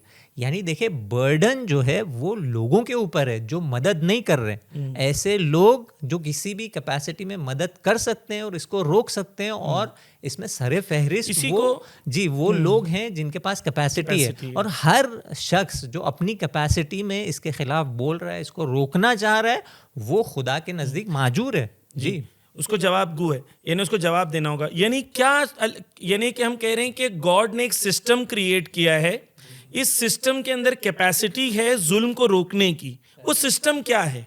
एक कुमैल भाई ने कहा उसके अंदर, इंसान के अंदर एक फ्री विल है, और क्या उस सिस्टम के अंदर मौजूद है? कैसे इंसान ये जुल्म को रोक सकते हैं? जी, तो वही फ्री विल वाली क्वालिटी से शुरू किया जाए। देखिए, फ्री विल एक तो हो सकता है अपीयरेंस ऑफ फ्री विल, एक है real free will, real choice. Appearance का मतलब ये होगा कि कह तो दिया गया कि भाई एग्ज़ाम है, दोनों ऑप्शन है, आप जो चाहे सिलेक्ट करो, लेकिन जब दूसरे पे टिक करने जाओगे तो टिक होगी ही नहीं। ऑल पावरफुल है, टिक करने ही नहीं देगा, हाथ टूट जाएगा। जुल्म करने जाओगे तो हो ही नहीं पाएगा। ये अपीयरेंस ऑफ फ्री विल है, ये फ्री विल थोड़ी ना है। फ्री विल तब होती है जब दोनों तरफ को चूज करके उसको एग्जीक्यूट करने की रियल पॉसिबिलिटी हो। तो शायद कोई पूछे फ्री विल न देता असलन इंसान को क्यों फ्री विल दी, जबकि free will without the possibility of bad हो ही नहीं सकती। पॉसिबिलिटी हटा दो, फ्री विल भी मत दो, क्या ज़रूरत थी? तो देखे, अभी यहाँ पे वही कॉमन सेंस जो हजरत कहते रहते हैं, कॉमन सेंस से जब सोचा जाए तो देखे, एक फ़ाइल, एक ऐसे मौजूद को तसव्वुर करे जो एक्ट कर सकता है, पत्थर नहीं है, इंसान की तरह एक्ट कर सकता है, लेकिन उसके अंदर एक चाहत है, सिर्फ उसके अंदर एक ही इंक्लिनेशन है, वो ये है कि वो दूसरों की हेल्प करने की इंक्लिनेशन, सिर्फ ये इंक्लिनेशन है, बाकी कोई इंक्लिनेशन है ही नहीं, ना खाने की, ना कोई सेक्सुअल लज्जत की, कोई और एक इंक्लिनेशन है बेचारे के पास। अब ये जब भी एक्शन उस एक्शन प्रोड्यूस करता है, जब भी act, whenever he acts he helps somebody. Okay, ये एक फाइल है। इस तरफ एक फाइल है जिसके पास बहुत फाइल यानी doer, somebody with agency, somebody who can act, not like Lakra, not like पत्थर। इसके पास इंसान, इसके पास बहुत सारी ख्वाहिशात है, बहुत सारे इंक्लिनेशंस है, उसे ये भी पता है कि this is good, this is bad. अब वो उसके पास 10 चॉइस है, उसमें कि 9 बैड है, एक गुड है, लेकिन ये 9 में लज्जत बहुत है, ये एक जो गुड है उसमें जहमत ज़्यादा है, पैसा देना पड़ेगा, पिज़्ज़ा नहीं खा सकते फॉर एग्जांपल, ये गरीब है, मैंने दाल चावल खा लिया, मेरा पेट भरा हुआ है, लेकिन मेरे पास पैसा है, मेरा पैसा है, पिज़्ज़ा क्यों ना खाऊं, पिज़्ज़ा खा लूँगा, दोस्तों को खिला लूँगा, बैठ के पार्टी कर लेंगे। ये है इस तरफ, ये गरीब, खाने को इसके पास कुछ नहीं है। अब ये बंदा, क्योंकि this is a good act, वो अपनी लज्जतों को छोड़ के जब इसको हेल्प करता है, so this is one type of helping. और वो जो फोर्स्ड है, वो वाला जो है वो भी हेल्प कर रहा है, helping is a good thing, ये भी हेल्प कर रहा है, helping is a good thing. यहाँ पे मोरल वैल्यू किसकी ज़्यादा है? वो जो अपने फ्री विल से कर रहा है, जो फ्री विल से कर रहा है, जबकि उसके पास बहुत सारी चॉइसेस थी, उसने सैक्रिफाइस किया, अपनी लज्जतों को छोड़ा। क्यों? क्योंकि ये सही काम है, वो गलत काम है। यानी जब तुम्हारे पास पैसा है, तुम्हारा पेट भर चुका है, एक्स्ट्रा चीज़ को यूज़ करना जबकि एक दूसरा बंदा मर रहा है, it's a bad thing, this is a good thing. तो देखिए, इसमें से कौन सा प्रेज वर्दी है, कौन सा मॉरली ज़्यादा वैल्यू रखता है? अगर खुदा होता, यानी एथेइस्ट से अगर कहा, अगर खुदा होता तो which one of these deserves more नेमत, more reward from God? Common sense कहेगी इसको, भाई वो तो, उसे तो यही करना था, वो बना ही इस तरह से। तो फ्री विल का सिग्निफिकेंस ये है, यानी इंसान ऐसा मौजूद है कि जो बाकी सारे मौजूद से ऊपर जा सकता है, इस इतने बड़े मकामात तक पहुंच सकता है जहाँ पे ज़िंदगी माला माल होगी प्योर लज्जत से, प्योर कमालात से। वहाँ पहुँचने का, to become deserving of that status, you have to go through free will. जहाँ पे actual possibility of doing bad है, वहाँ पे तुम खुद अपने फ्री विल से जब गुड को चूज करोगे, तब you will be deserving of those stations. या खुदा कुछ ना बनाए, इंसान और ये पूरी दुनिया फ्री विल और सारी चॉइस ऑफ बैड सब हटा दे, तो उस मकाम तक पहुंचने वाला कोई मौजूद बनेगा ही नहीं। बिकॉज सब लोग फोर्स्ड होंगे, फोर्स्ड होंगे और फोर्सफुली और गुड ये होंगे, खिलाफ विजडम है, यानी खुदा और की वो विजडम एक के level खिलाफ तक है। ही वो कमाल तक जा सकता है फोर्स। और पता भी नहीं चलेगा कि कौन प्रॉफिट है, कौन सेंट है और कौन राक्षस है। तो यानी अब जब खुदा को हम देखते हैं जो कि एब्सोल्यूट परफेक्शन है, why would he not create such a world जिसके अंदर से इतना अच्छा मोस्ट अल्टीमेट गुडनेस निकल सकता है। यानी to make a makhluk reach that level of kamal, this is the way. There has to be free will, there has to be Real real possibility of bad. यहीं पे मैं वो वाला जो आर्ग्यूमेंट था जावेद अख्तर साहब का, कि वो कह रहे भाई जब तक मसलन कत्ल नहीं होगा तब तक तुम कत्ल नहीं करने की वैल्यू नहीं समझोगे। देखे रेप नहीं होगा जब तक औरत की इज्जत अरे नहीं करोगे। मैं नहीं चाह रहा था इस तरह की चीज़ों को कहूँ, तो मैंने कत्ल पे वो कर दिया। वो तो कहते रहते। अगर देखें, हम ये नहीं कह रहे जब तक गुनाह नहीं होगा अच्छाई की वैल्यू नहीं समझ में आएगी। हम कह रहे जब तक रियल पॉसिबिलिटी नहीं होगी तब तक ये मोरल वैल्यू नहीं आएगी। अब देखे खुदा क्या चाहता है। खुदा ने फ्री विल दी, यानी खुदा ने रियल पॉसिबिलिटी ऑफ बैड को क्रिएट किया, लेकिन खुदा ये नहीं कह रहा है कि आप 10 इंसानों को मैं क्रिएट कर रहा हूँ, आप लोग 4 बुरा काम करो ताकि ये 6 की वैल्यू समझ में आए। नहीं, खुदा कह रहा है तुम सारे 10 के 10 मैं चाहता हूँ कि इस फ्री विल को सही तरीके से यूज़ करके उस पोजीशन तक पहुँचो। सारी मैं खुदा मसलन, यानी खुदा की तरफ से अगर देखा जाए तो विजडम खुदा का इट नेसेसिटेट्स के खुदा ये सारे इंसानों को फ्री विल दे, ताकि क्योंकि वो चाहता है ये सारे अच्छा काम करके, सारे जुल्म से हट के अदल को इस्टेब्लिश करके उस बड़े मकामात तक पहुँचे। तो वो जो खुदा चाह रहा है फ्री विल देने के साथ साथ, देखे फ्री विल जब दे रहा है तो he is enabling bad things also, he is giving that real possibility. लेकिन why is enabling or providing that there is a possibility, real possibility, existence of possibility। हाँ ये है, लेकिन ये खुदा ने किया। यानी ऐसा नहीं कि जो गुनाह करता है वो खुदा के पावर से बाहर है, नहीं, खुदा ने ही अलाउ ना कहे, ऑन्टोलॉजिकली अलाउ किया। यानी खुदा ने पॉसिबिलिटी रखी है कि तुम चाहो तो कर सकते हो। लेकिन खुदा क्या चाहता है? खुदा चाहता है तुम इसी फ्री विल के जरिए से अच्छा काम करो। ठीक, इसके अलावा और उस तरफ से पनिशमेंट भी है। हाँ, यही मैं कहना चाह रहा हूँ। इसके अलावा इस तरफ से फितरत भी दी, जिसमें अदालत खाही है। फितरतन इंसान अच्छाई की तरफ झुकाव रखता है, अदालत को चाहता है, तो ये भी प्रोवाइड किया। यानी रियल एग्ज़ाम है, खुदा चाहते हैं तुम सही जवाब दो लेकिन अपनी चॉइस से, और उसको हेल्प करने के लिए फितरत भी दे दी, अक्ल भी दे दी कि जिसके ज़रिए से खुदा को पहचानो। उसके बाद शरीयत भी भेजी ताकि डिटेल में आपको पता, पूरा सिलेबस डिटेल में भी भेजा कि इस फ्री विल को किस तरीके से अच्छे से यूज़ करो ताकि उस मकाम तक पहुंच सकोगे। लेकिन देख लेना यहाँ पे इम्कान है बुरा काम करने का भी, उससे बचते रहो। सारा सिस्टम बनाया ही गया इसलिए है कि फ्री विल से अच्छी चॉइस सिलेक्ट हो और सब कमाल तक पहुंचे।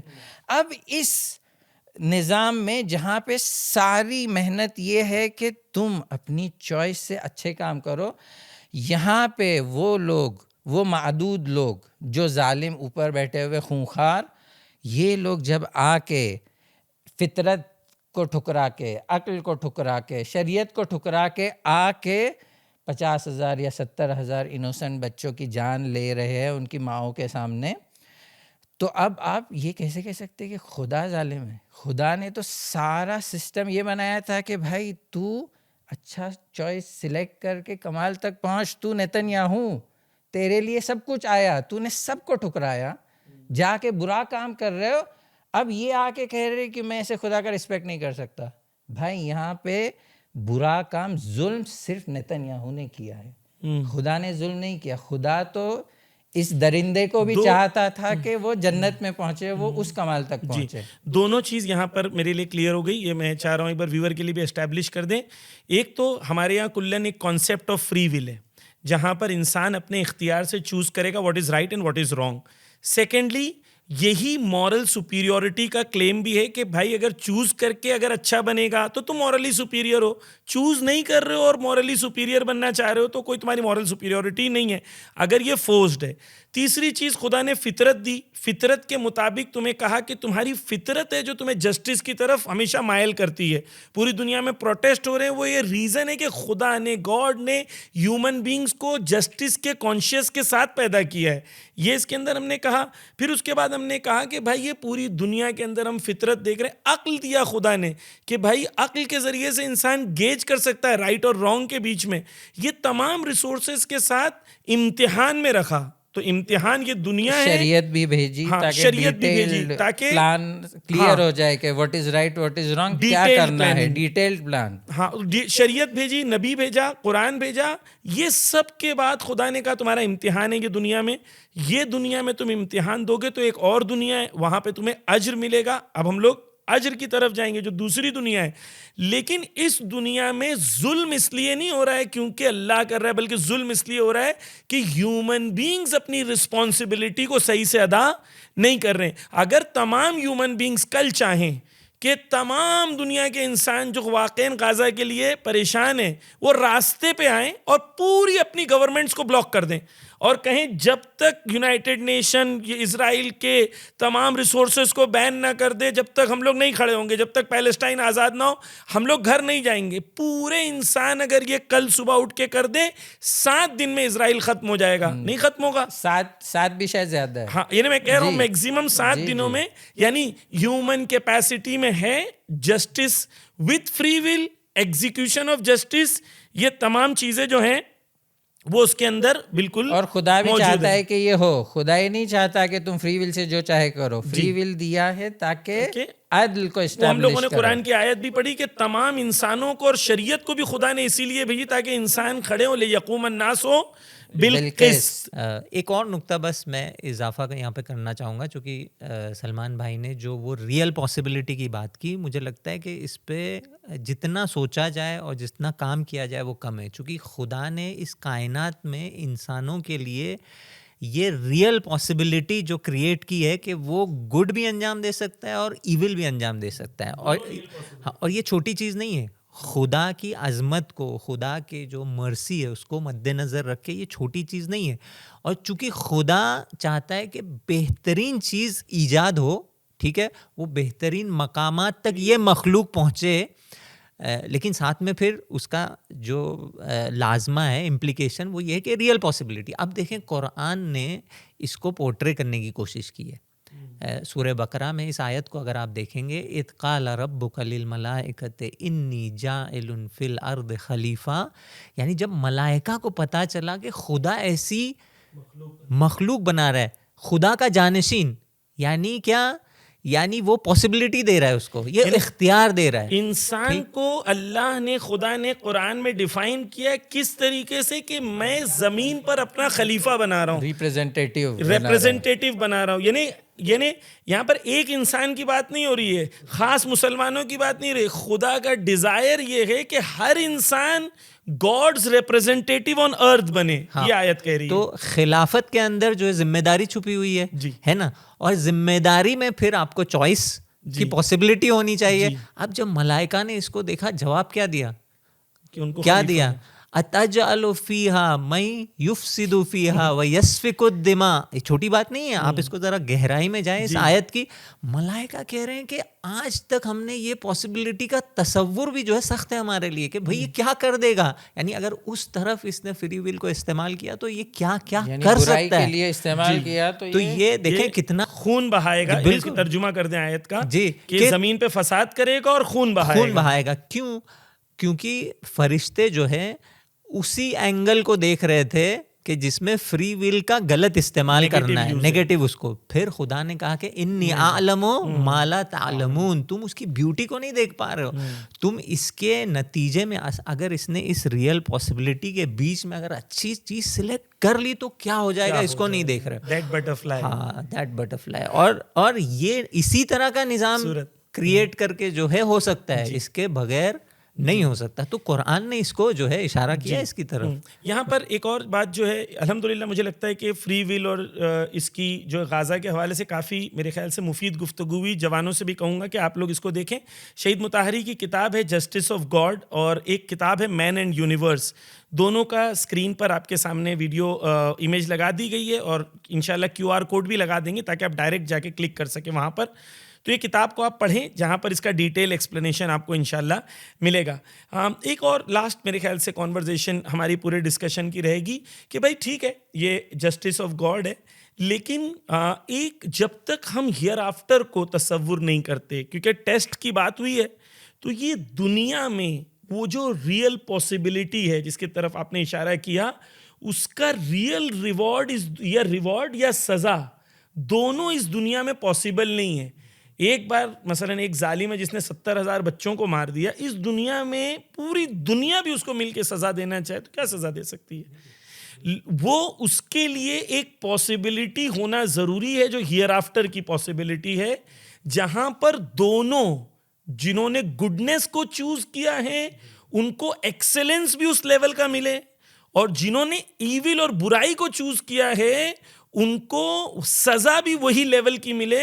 ये टेस्ट का जो पूरा सीक्वेंस है बगैर हियर आफ्टर की पॉसिबिलिटी के लिए पॉसिबल नहीं है। यानी ये उसको और बेहतर और ब्यूटीफुल बना रहा है। जैसे हम लोगों ने कहा कि राइट चॉइस सिलेक्ट करने के लिए बहुत चीज़ें दी है खुदा ने, फितरत, अक्ल, शरीयत, उसके साथ ये भी दे दिया कि जन्नत और जहन्नम का तसव्वुर भी बता दिया और ये भी कह दिया भाई अगर इसके बावजूद बुरा काम करोगे तो बहुत बड़ी सज़ा है, ताकि इंश्योर हो कि जस्टिस फैले दुनिया में।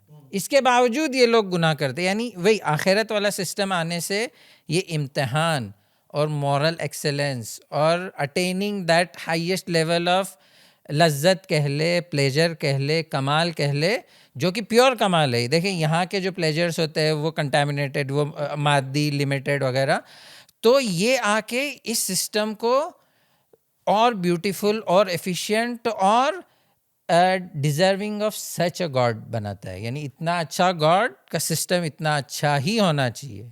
शुक्रिया बहुत बहुत। हमारे साथ हमारे बुजुर्ग उलमा मौजूद रहे और हमने कोशिश की कि जो सवाल इस पूरे डिबेट के दरमियान उठे थे उनमें से कुछ सवालों के जवाबों को दिए जाएं, टर्मिनोलॉजीज़ को आसान ज़बान में आप तक पहुंचाई जाए, जस्टिस ऑफ गॉड से रिलेटेड जो सवाल उठे थे उनके जवाब दिए जाएं। कोशिश ये थी कि आपके इश्यूज़ को यहाँ प्रेजेंट किया जाए। आपसे एक सवाल है कि अगर आप चाहते हैं कुछ लोगों को हम पॉडकास्ट में बुलाएं जिन्हें आप चाहते हैं, जो आपको लगता है कि उनका बुलाना हमारी कौम के लिए मुफीद रहेगा, वो दूसरों के लिए रोल मॉडल हैं या उनके पास अच्छी स्टोरीज़ हैं, अच्छे एग्जाम्पल्स हैं, ज़रूर आप उनको हमारे साथ उनके नाम, उनकी डिटेल्स को शेयर करिए ताकि हम उन्हें अपने पॉडकास्ट में भी बुला सकें। वीडियो बनाना हमारा काम है, पॉडकास्ट बनाना हमारा काम है, शेयर करना आपका काम है। ज़रूर शेयर करिएगा ताकि पैगाम कुरान और अहले बैत का घर घर तक पहुँच सके। इल्तिमास से दुआ, खुदा हाफिज़। अल्लाहुम्मा अज्जिल वलियकल फरज।